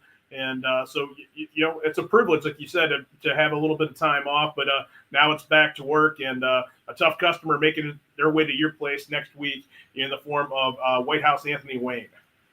Yeah, Anthony Wayne has traditionally been one of the best programs in our region. They've got a great football team this year at 7-4. I did have the opportunity to go out and watch them play against Toledo Start last night, and we're excited for the challenge, and we're ready to go this Friday.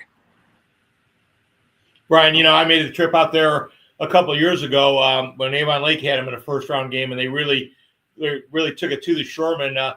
Seems to be tons of offense out there at Anthony Wayne. Just skilled kids on top of skilled kids. And what'd you see out of them last night?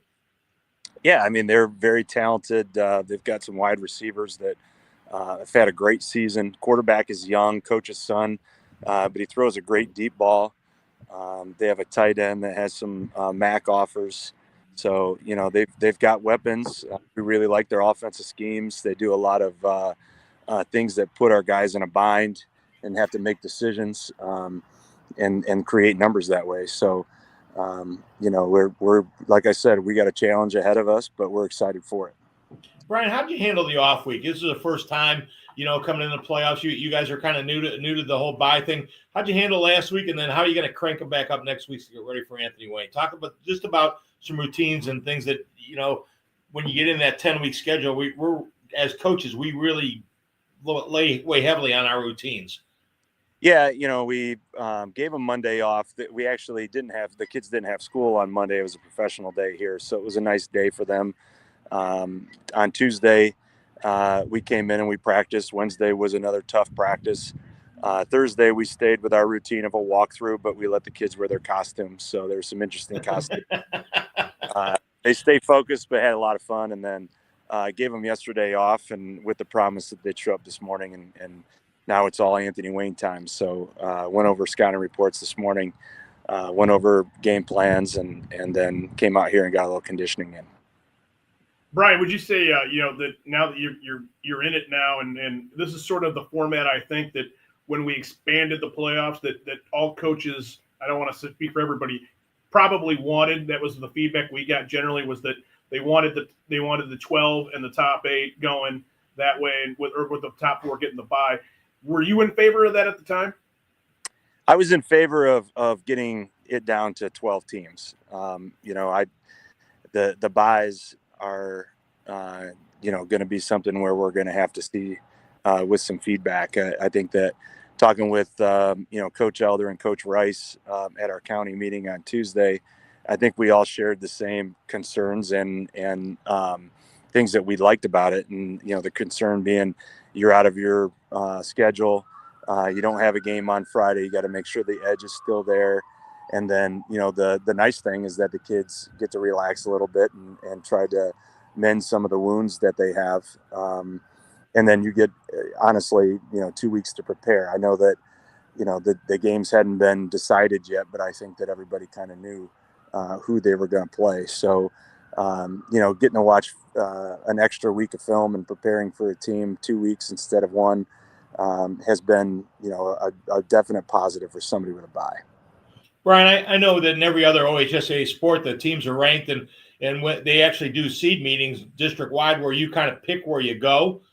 Any discussion amongst the football? Because football's been religiously with the computer system since it came into place back in the late 70s. Any discussion amongst the coaches about going to asking the OHSAA to go to the same format that they do with every other team sport in the state, where teams are seeded and you pick where you go on a bracket line? I haven't heard anything like that. It would be interesting for them to do it that way. For me, I love it. I love the computer points. I love the system. The only thing I have ever had a negative thought about with the system is that it doesn't give you any credibility for playing a top opponent. If you lose, you don't get any points at all. So, it sort of discourages teams from scheduling more competitive, weeks 1 through 3 if they're in a conference, and teams that play an easier conference, that play an easier non-conference schedule, that get 6 or 7 wins are going to be able to make it over teams that are trying to challenge themselves. So I like what we did. I think that it's unique, and I think that football's unique. We don't have every single team make it like every other sport in OHSAA, and I'm really happy with the way it goes.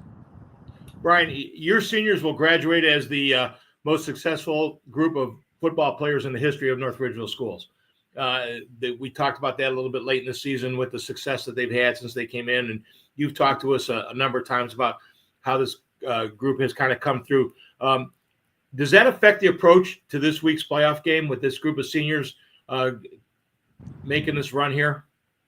Yeah, I mean, they had the help with the class that just graduated as well. I think that if you asked all of them, they couldn't do what they did the last 3 years without those guys. But with the it's not done yet. So what we talked about history. About week 5, we started going over all of the history of North Ridgeville. And, we that was right after we lost to Avon, and we tried to make sure that the carrot was still in front of the donkey there. And we said, we've got, if we win, I believe 1971 was the last time a North Ridgeville team had 10 wins. And if we win on Friday, it'll be the first time that they've made it to a regional in school history. So, we're excited about continuing our ability to make history. And then, if all those things are true, then everything after that is history as well. So it's still a great motivator, and our guys are excited. And, they were here this morning excited that we finally have a game week coming up, and, we can get to Friday night. I told my wife that last time we talked, you made a comment about not getting brownies for the coaching staff. And, I said, honey, we are North Ridgeville residents. And if we're going to be true North Ridgeville residents, we need to support the Rangers, and you need to pony up. And I said, Brian said, it's a big staff. We might need a double batch of brownies to send over to the Rangers this week. Yeah, I have a lot of 3X and 4X sizes from. You might that. We have seen the staff in several post-game engagements over the past year, and certainly this season, unlike that. So, we know of what you speak, Brian. Before we let you go, because I know you're busy, and we thank you for taking the time this morning. Did you drag Coach Fell with you on your trip northwest yesterday? No, I took another Lorain County legend, Chuck Morgan, with me out to the game. Outstanding. He and I got to spend some time together. Football season's a little crazy, and his birthday was in September. I took him out to eat and said happy birthday, because I'm pretty sure I didn't even tell him happy birthday this year. So he's it was good to spend some time with him and always get his insight on what he thought about both teams. Oh, that's super, and all the best to your father. Certainly, everybody here in our organization thinks the world of him, and certain the relationships you guys share. I'm sure he forgives you. It's in season. He knows what it's like. So, catching up was the important thing to do. You made the right call. Yeah, he said that almost exact same thing to me at dinner last night. So I appreciate it, guys. That's I always accept the kind words about my dad, because I truly feel that way about him. He's certainly special for everybody here. So glad you had the time. Glad you made the trip and got some homework done for Anthony Wayne. Let's just move the Shroud aside. We're going to be at your place on Friday night, so we're really looking forward to that matchup. So have a great week of practice, and we will look forward to catching up with you throughout the week, Coach. All right. Thanks, guys. We'll see you on Friday. Can't wait. Thanks again. Brian Morgan with the North Ridgeville Rangers, and we're going to waste no time, because waiting patiently has been a guy that Brian referenced during his interview with us. That's Mike Rice with the Columbia Raiders, and this is pretty important to get his insight on what's going on over there and preview his matchup with a tough and tumble Dalton team making their way into Columbia next week. So, Coach, we're going to not waste time here and get right to you. Thanks for being patient. Thanks for taking the time this morning. Yeah, thanks for having me. I appreciate you guys. It's our pleasure, as always. And, Coach Morgan, we talked to him about the bye week and how that sets up for you guys. And he just referenced you right off the bat. He was like, I had a great conversation with Mike earlier this week, and kind of want to get your feelings. basically he said he's happy with the 12. The bye is something that they're not necessarily settled on yet, but he didn't say it was the worst thing. I don't know how you feel about it. Yeah, he and I talked a couple days ago, and I think we have very similar opinions on it. There's always that little bit of hesitation or unknown to it because it's the first time we've ever had it.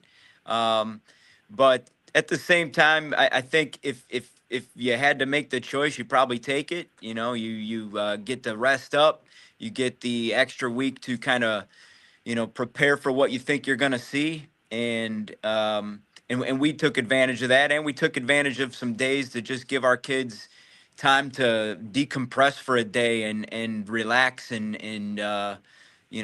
yesterday we didn't practice at all. We just kind of hung out, ate some food together, and got home a little early, and knowing that they were going to come back this morning ready to work, and which they did, and showed up early to get some conditioning in and watch some film. That can't be 100% true because I know Durante never decompresses.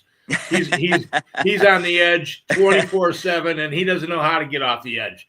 Yeah. I didn't say the coaches. I said the okay. kids. Okay, good. You can tell him I said that too. I understand that you brought a guest speaker in to talk to the kids a little bit this week. I got a little skinny on that. How did that go for you? It was great. We brought in the legend, Mr. Ray Anthony, to come talk to our kids, who's a Columbia grad and an official, a longtime official, and we felt it was necessary to bring him in, and he volunteered to come in and give back to our kids, and it was really good. He had a lot of good things to say, and we learned a lot from him, and our kids did. So it was great. Mike, can they wrap their brains around, because before Jason Ward got there and your staff, Columbia was not a perennial power. They had struggled, maybe a few wins over 500, but but since that time, certainly the program has been one of the elite small school programs in Northeast Ohio. Do they understand where they're at in this whole progression and how special that is to be in the position that they're in right now over at Columbia?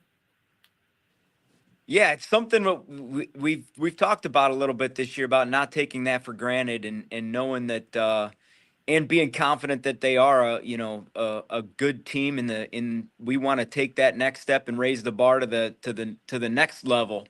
But to answer your question, do they know? I don't know that they know to the full extent, and it's something that we do bring up as a coaching staff, so that that level of complacency or that level of this just comes easy, it doesn't start to seep in, that there's a lot of hard work that goes into this, and they're putting a lot of hard work in that, maybe some other guys or other teams don't put in. And that's why the success comes, and that there's a payoff and a long grind to earn that. Tom, you take on a Dalton Bulldog team, or Mike, I'm sorry, Mike. Your Tom. Tom. Everybody's Tom this morning. This is the only time you guys don't talk. I've called everybody Tom this morning, Mike, so don't worry about it. I think I called my wife Tom on the way out the door this morning as well. So, Mike, you guys take on the Dalton Bulldogs. I've seen them play before. When Cuyahoga Heights had them in the playoffs a couple of times. They certainly personified that Bulldog. Always a very physical football team, playing that always tough Wayne County League. Did you get a chance to see them last night? What are your thoughts about Dalton? Yeah, I would say, going to watch them last night, you saw that physicality, you saw that downhill defense, relentless pursuit defense. And then, they've got a lot of guys that can carry the ball and move the ball on the offensive side. Their quarterback's a dynamic runner and thrower, and, he does kicking for them. And they're going to make you play 3 phases of the game. They're going to make you defend the whole field on defense and keep you on your toes. And you're going to have to bring the physicality to match theirs for sure. So we're going to, we know it's week 12, right? And we told our kids this morning, week 12, you're playing a tough team, and this team's no different than that. And we're looking forward to the challenge. Tom, any thoughts? Like, you guys we saw you in Firelands Week 10. You were hitting on all 8 or Tom. I just called you Tom again. Jesus, Mike. I'm gonna let you know, Mike. Oh my God! It really, Mike. It's only been coffee so far this morning. Yeah, Really, I right. promise. It has. Unfortunately, I can vouch for that. It must be the custard donut that's getting to me, Mike. You guys are hitting on all 8 cylinders Week 10 against Firelands offensively. Boy, you really had it going that night. Any concerns with the week off and maybe getting a little stale, or do you just try and reset it for Week 12? Well, I heard Brian before me speak about how Tuesday and Wednesday and Thursday they practiced and they got some good work in, and I feel like we did the same thing. Tuesday, Wednesday, we went out there and we worked hard to keep that routine and to keep that to keep those all the details fresh in what we're doing and not let that slide off. And so is there worry? Sure, there was worry, but I think we had a good week this past week in keeping it fresh and working out those details to make sure we're good to go Monday morning or Monday afternoon. Well, Coach, we would want to thank you for taking some time this morning, and certainly the next time that you and Tom Evans talk, maybe it's on the football field, maybe it's in an airport. I know you guys have met there before too. But I'll make sure tournament. Yeah, I was going to say Ray Anthony's basement comes to mind here at the Columbia Invitational Tournament. I think I'll owe you, and it won't be coffee, Mike. Yeah, okay, no. I'll be buying though. Regardless Sounds of where good. the next meeting is, I'll make sure he calls you Mike, Coach, when we move on, or just Coach. Maybe that'll do too. And Either way, we're going to be delighted to be over at your place next week. Talked to Jason Ward and said, we wanted to make some preemptive moves in the week leading up to this to know that we were going to be at your place. So if there is, something to be said for the bye, it really helps us out in terms of logistics because we can figure out kind of a couple moves ahead. So we'll be happy to be at your place come Friday evening. well, we're excited to have you and excited to see you. I'm looking forward to it. Now, us too, Mike, and thanks for joining us this morning. And good luck getting those guys back in shape after Halloween and the candy intake and whatever you have to do to Randy. We'll talk about that maybe outside of the show parameters one day. Yeah. You got any ideas? Let me know. Yeah. Your guess is as good as ours, Coach. Thanks again, Mike. All right, Rice, thanks, guys. So, Michael. With the Columbia Raiders, and welcoming in a tough customer in Dalton next week is we'll be out there to take that one in. So kind of an unorthodox move now, and I say that with every sense of confidence. We're going to bring in Rob Polinsky live following the break here on the Nick Abraham Saturday Sports Wrap-Up Show. He was on hand at Clearview last night, at Perkins, as Clearview saw their season come to an end at the hands of Sandusky Perkins. But what a turnaround it was mid-season for the Clippers to be able to draw a line in the sand and say you can go one of two ways, and not easy to do what they did in a few short weeks. So stick around. It's the Nick Abraham Saturday Sports Wrap-Up Show. Jared Kozar and Tom Evans. We are live on WEOL.com and also courtesy of the Chronicle Telegram YouTube page. At Nick Abraham Elyria Ford, this month you choose. Right now, get the Escape, Mach-E, Mustang, or Bronco Sport for only $399 a month with 0 down, or the Bronco, Explorer, or F-150 for just $499 a month. At Nick Abraham Elyria Ford, we make it that easy. You want me to just go on this side? Fall is the season of change, and when things change in your life, be sure you have the best protection for what matters most to you. At the Kobos Insurance Agency, we're committed to helping you select the best insurance to accommodate the changing needs in your life. That's why Kobos recommends Ohio Mutual Insurance Group. Since 1901, Ohio Mutual has been keeping the promises that secure dreams. Find us online at KobosINS.com. We'd love to help evaluate your insurance needs and recommend the best coverage from the best companies like Ohio Mutual. Hi, Tim Elkhorn, Cavs radio voice. Recently, we had some trees removed. So again, singing the praises of EcoTree Services. In a few hours, EcoTree had removed the unsightly trees, cleaned the debris, and opened the area for a new fence. I can't say enough good things about the people at EcoTree. I've used them several times, always thrilled with their work. If you have trees that require pruning or need to be removed, contact EcoTree, a local business that deserves your business. They've earned mine. Go to ecotreeservices.com. Lorain County Community College is where you'll lock in your future success. We've helped thousands of people just like you match skills and experience with a career. We can help you train for a career that is in demand right now. You can even work in your field while taking classes. LCCC will get you prepared, get you credentialed, and get you working. Lorain County Community College. Your goals, your career, your future. Enroll today. Chocolate.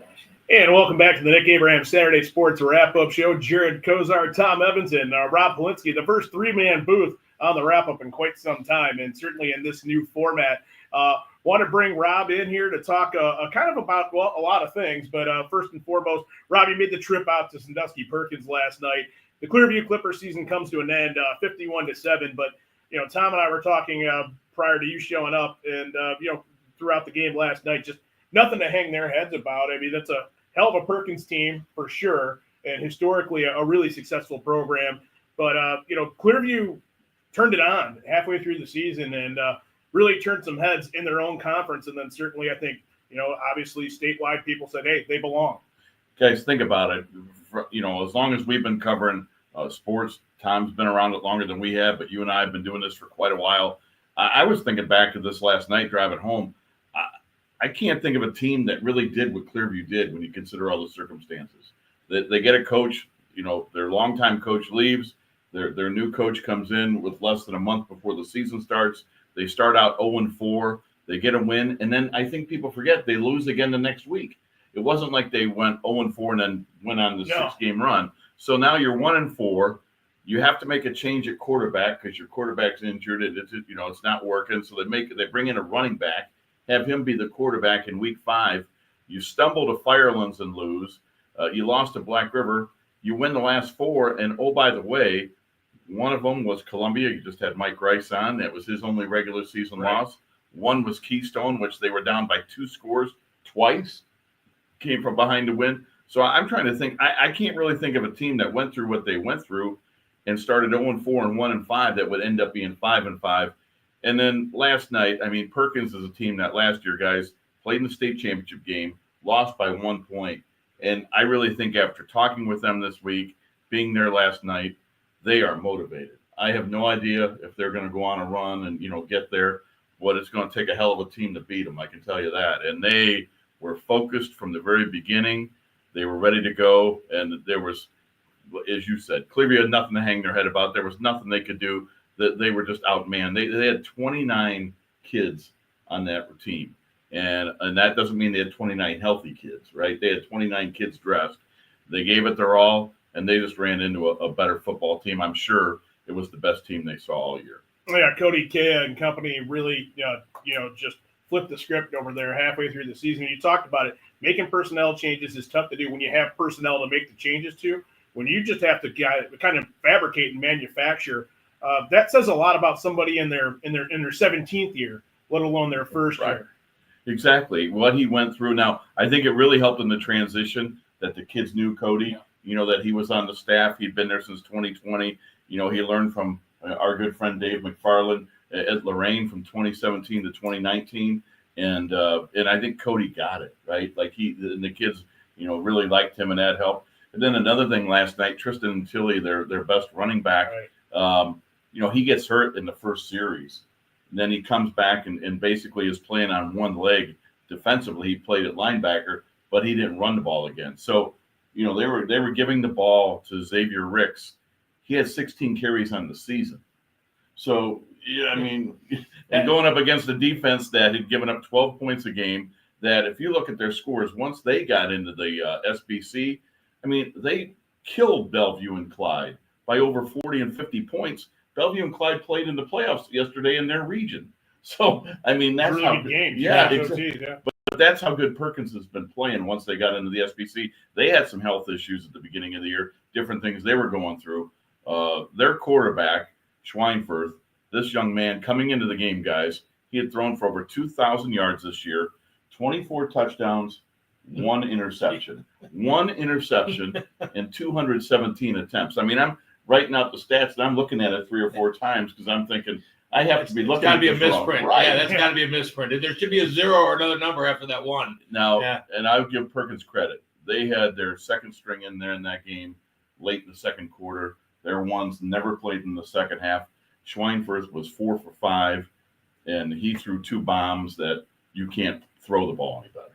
We're anticipating that Perkins is probably going to play into the second and third week of November. So just, if you take anything away from that, if you're a Clearview fan or a Lorain County fan, keep an eye on Sandusky Perkins. They're always a story locally. Like you mentioned, really close to a state title last year, could be knocking on the door again, and a team that's going to have continued success throughout this postseason. So that's not the only news that you have to share locally. I think when it comes to not just high school football, but collegiately, some news. And as far as what you do on your weekends, there's a story about that developed this week as well. Yeah, and Tom knows well because he's done it with me as well for the several years.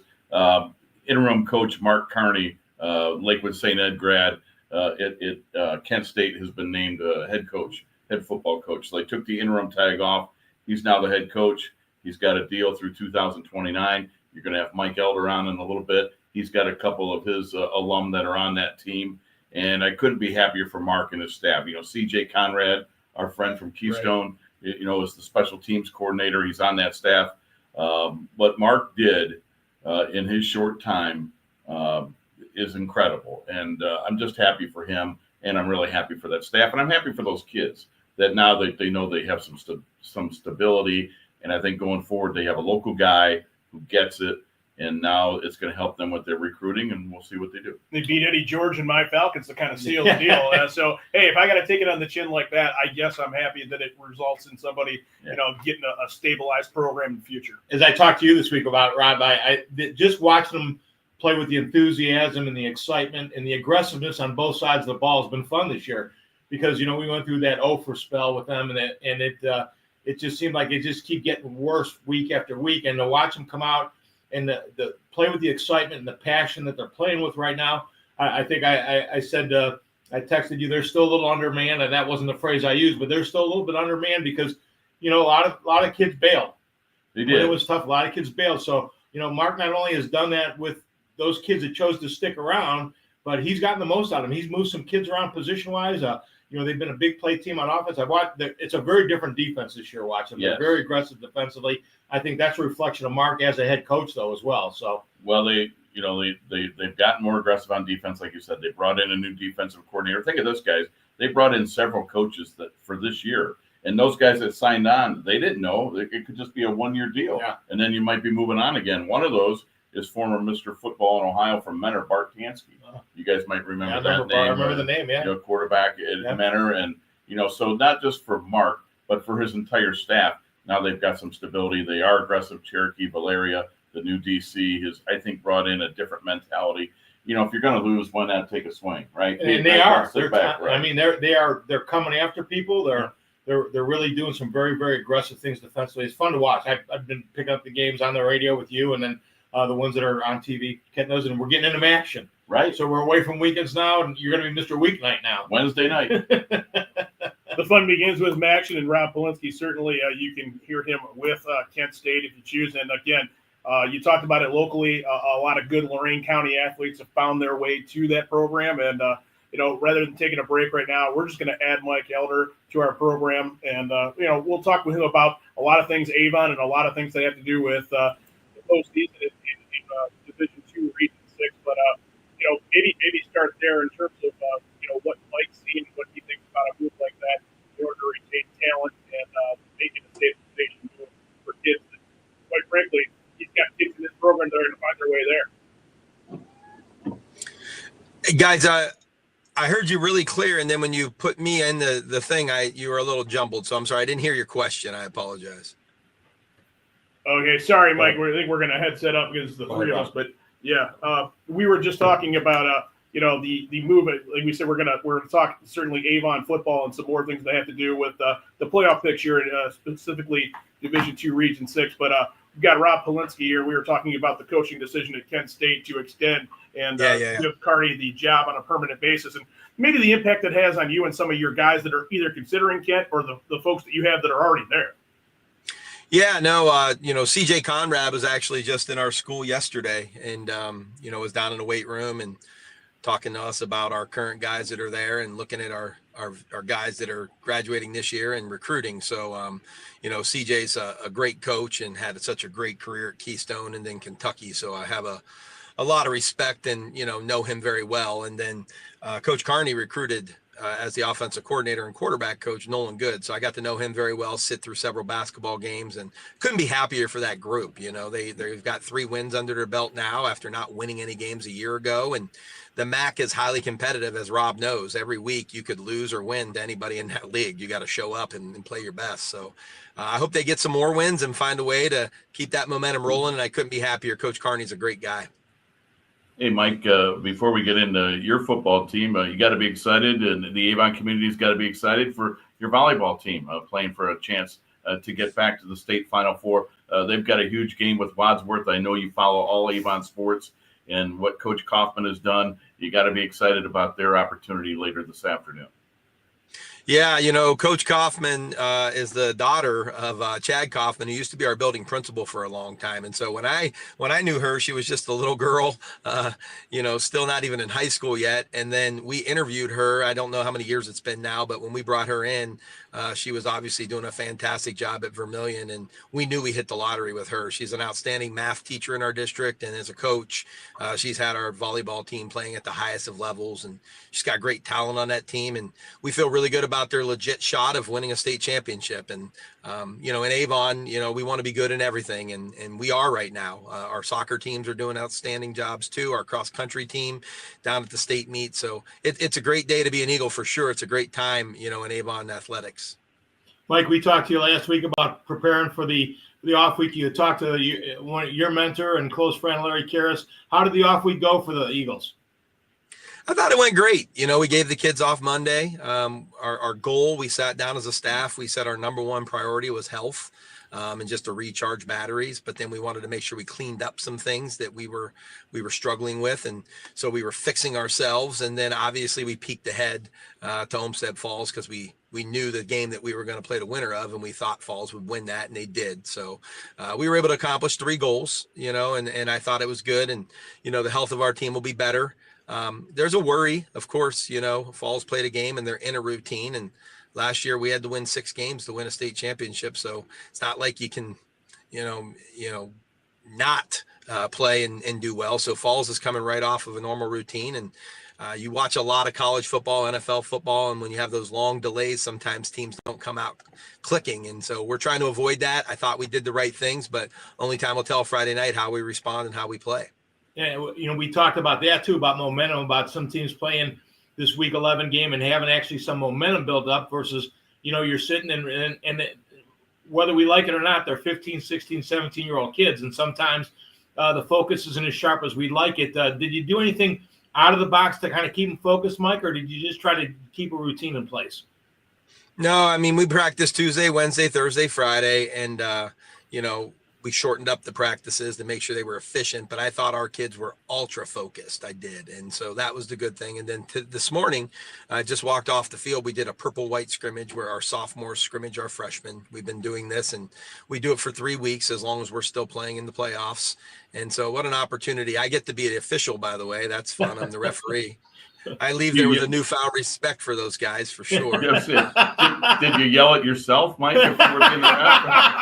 I did not, but some of my coaches modeled my behavior, and it makes me really reflect. Yeah, no, but it was awesome. The score was 13-12. It came down to a field goal to win it, and was a little wide left, but the team rushed the field, and our sophomores beat our freshmen 13-12 this morning. So what a fun thing for our program to keep those kids engaged when the playoffs begin and their games are over, So we hope to get to do that for, a couple more weeks if we continue to win as a varsity program. Coach, I thought it was a heck of a night for the SWC.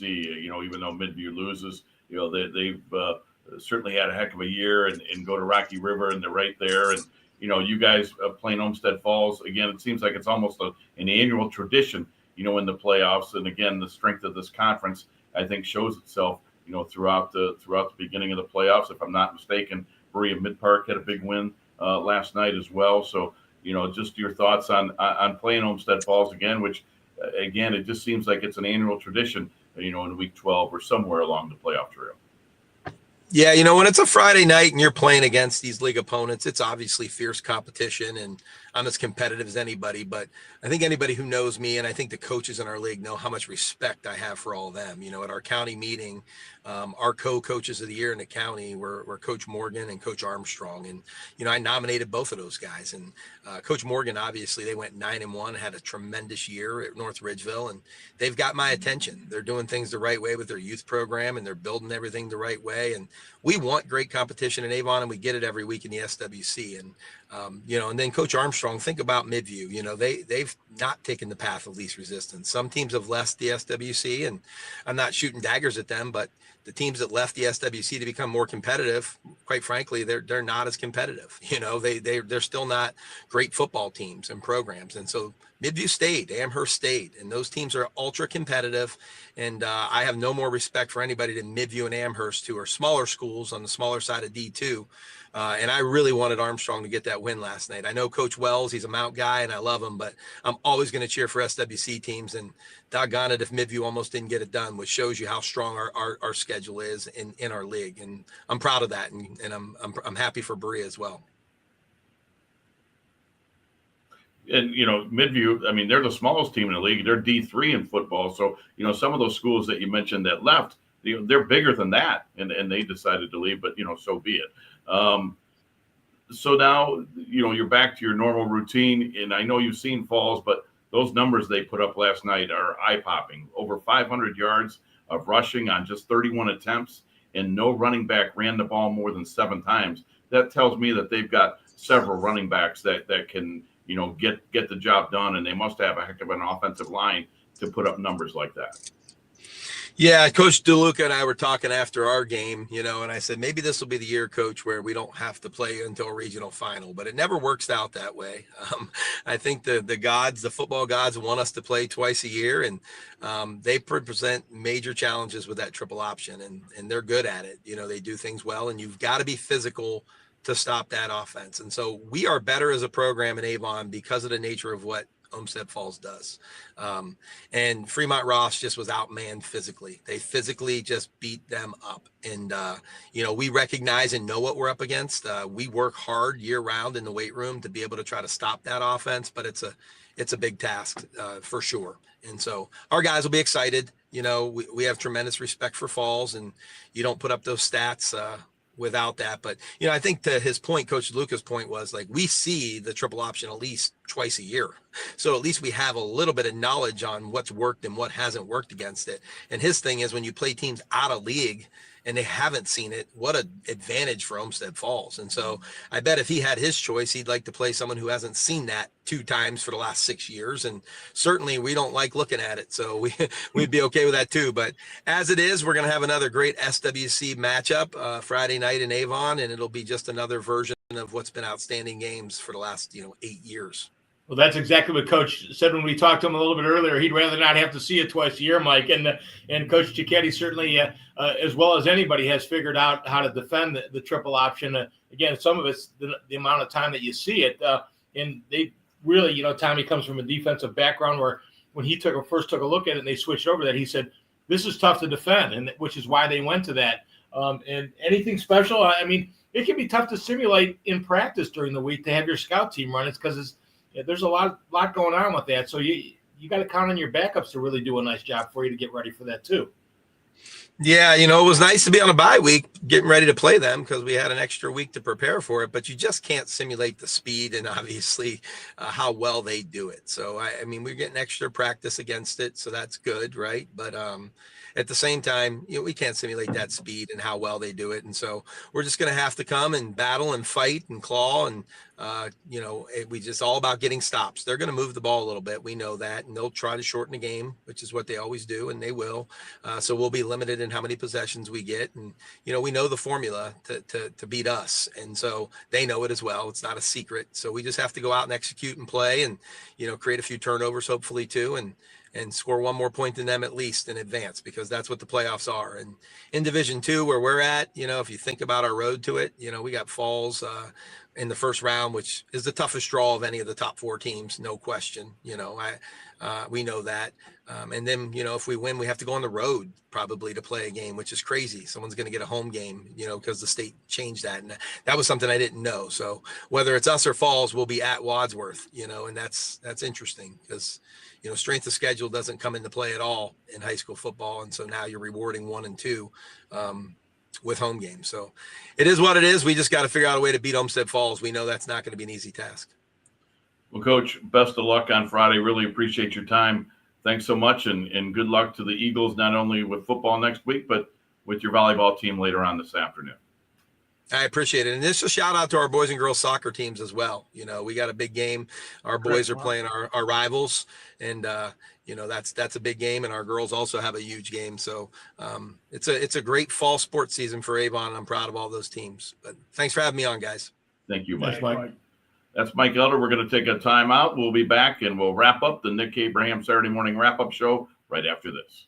At Nick Abraham Elyria Ford this month, you choose. Right now, get the Escape, Mach-E, Mustang, or Bronco Sport for only $399 a month with 0 down, or the Bronco, Explorer, or F-150 for just $499 a month. At Nick Abraham Elyria Ford, we make it that easy.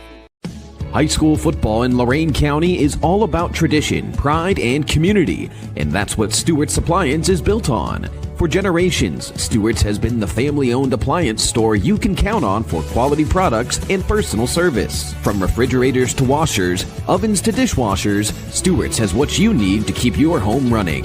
Proud to support Lorain County and proud to support high school sports. Stewart's Appliance, where community comes first. Fall is the season of change, and when things change in your life, be sure you have the best protection for what matters most to you. At the Cobos Insurance Agency, we're committed to helping you select the best insurance to accommodate the changing needs in your life. That's why Cobos recommends Ohio Mutual Insurance Group. Since 1901, Ohio Mutual has been keeping the promises that secure dreams. Find us online at CobosINS.com. We'd love to help evaluate your insurance needs and recommend the best coverage from the best companies like Ohio Mutual. Are you undecided about your future and overwhelmed by the options? Well, don't worry, you're not alone. Lorain County Community College has helped thousands of students just like you find their future career. From short-term training programs to transfer options all the way to bachelor degrees, our programs are designed to set you up for future success. Lorain County Community College, your goals, your career, your future. Enroll today. At Nick Abraham Elyria Ford this month, you choose. Right now, get the Escape, Mach-E, Mustang, or Bronco Sport for only $399 a month with 0 down, or the Bronco, Explorer, or F-150 for just $499 a month. At Nick Abraham Elyria Ford, we make it that easy. And we welcome you back to the Nick Abraham Saturday Sports Wrap-Up Show. Jared Kozar along with the coach, Tom Evans, and joined by Rob Polinsky here for this last half hour, and more appropriately, the last half hour of our fall session, as we will be back. Next time you're going to see us is going to be, I believe, 12/6, so the first week of December. So a nice little respite there to get things going in terms of high school basketball season. Who knows? We may be talking about a state championship run for a local team or two on that first Saturday in December. But wanted to, just let you know and let the sponsors know, too, that have been with us all fall season long, how much we appreciate it, and, certainly the interaction with the wrap-up. But, we'll be on our hiatus now until that high school hoop season starts to fire up with the first wrap-up show coming your way on Saturday, the 6th of December, for the triumphant return of the winter edition of the wrap-up show. Tommy, I think the wrestling show, we're working on that too. So when we turn our sights to winter sports, Tom Evans and Rocco Nucci will have you covered with that as well. Certainly a lot of success with our local wrestling programs moving into the winter time. But guys, before we wrap up things, quite literally, I want to thank the folks over at Nick Abraham Buick GMC, Nick Abraham Elyria Ford, the folks over there that keep this thing going year after year and really become, family more than friends in a lot of ways in terms of the way you rely upon each other in the community. Same thing with the folks over at Stewart's TV and Appliance. Great time when you're thinking about that holiday shopping season right around the corner. And the folks at Stewart's have you covered A to Z, whatever you need in terms of your home, your garage, your kitchen, your basement. They got all the things you'll need the folks at EcoTree Services who jumped on board with us right when we introduced this new format as well. They've been a long-time sponsor. Can't forget the friendly people over at the Cobos Insurance Center who came on, partway through the season and decided they really liked the format, saw what this thing could do and the potential it has, and it has reached so many. So we are lucky to have them on board and lucky that we can keep bringing this quality programming to you. And, of course, LCCC, Real Education, they came on board as well and saw the value in the product. And, their semester's getting ready to wind down here. But, they're sort of like us. They're seasonal with the way that they cover their sports and their curriculum out there. Ron Yance, of course, with the college, does a great job for us throughout the year in terms of what goes on. So, guys, when we take a look at the scores from last night, is anything that jumped out on you? I know clearly the Medina-Strongsville game, I think, is one you have circled. I know it's a losing effort. I thought that Midview played courageously over there at Rocky River last night in a game that I think most people probably thought that River was going to be able to kind of have their way. It was not the case. Midview had potential to win that ball game, led late in the game at one point, 15-14.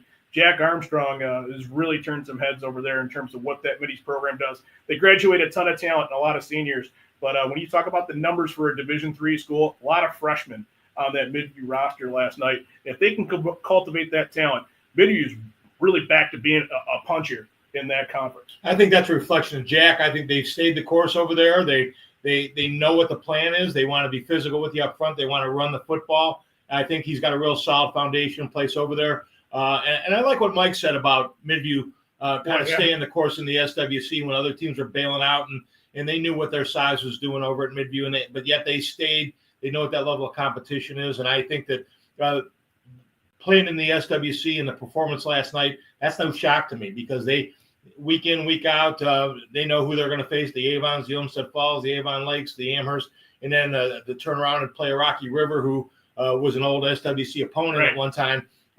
They were prepared last night, and I hats off to Jack Armstrong on that. But some really fun first-round games last night. I said that the game that we did over at Bay was as fun as there was. I really liked what Larry Laird had to say about Medina. As they lose 42-14 the first time out, and sometimes people don't understand it. As a coach, you walk off the field and you got beat 42-14. You say we're not that far off from that team, but then making your kids believe that is the tougher part of that. And Larry, I love talking to Larry. He just they believed and they got healthy and they did a great job last night. Tom, I liked what he said about guys that are seniors that knew how to win, that were on those teams, that you're starting to see them kind of recapture that focus.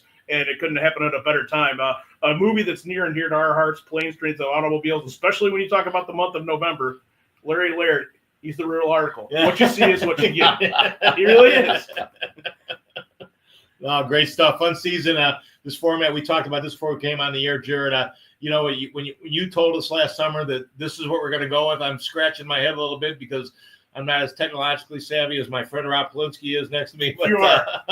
But it's been a great season. It's been a lot of fun, and we've had some tremendous games this year. I think for me, if there was a surprise, it was in just how well Medina County played last night. I mean, Cloverleaf in the game you have, they beat Bay. They were, a lower seed. They had to go on the road to Bay.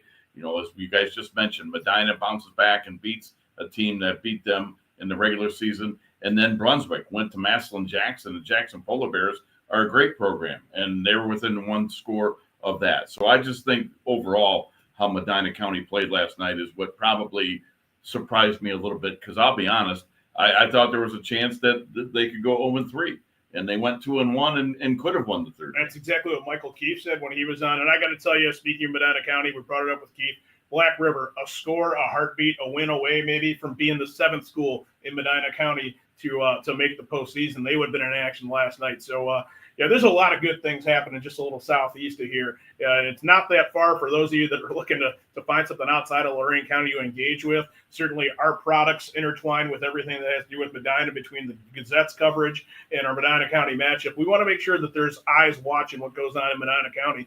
And really there's a lot of crossover, I think, in terms of what you're going to see our Lorain County teams playing Medina County teams. So, Lorain's in a conference right now with Medina. I know they're leaving, but the point is that, cross-pollination's happening. Especially when you look at the Division II Region 6.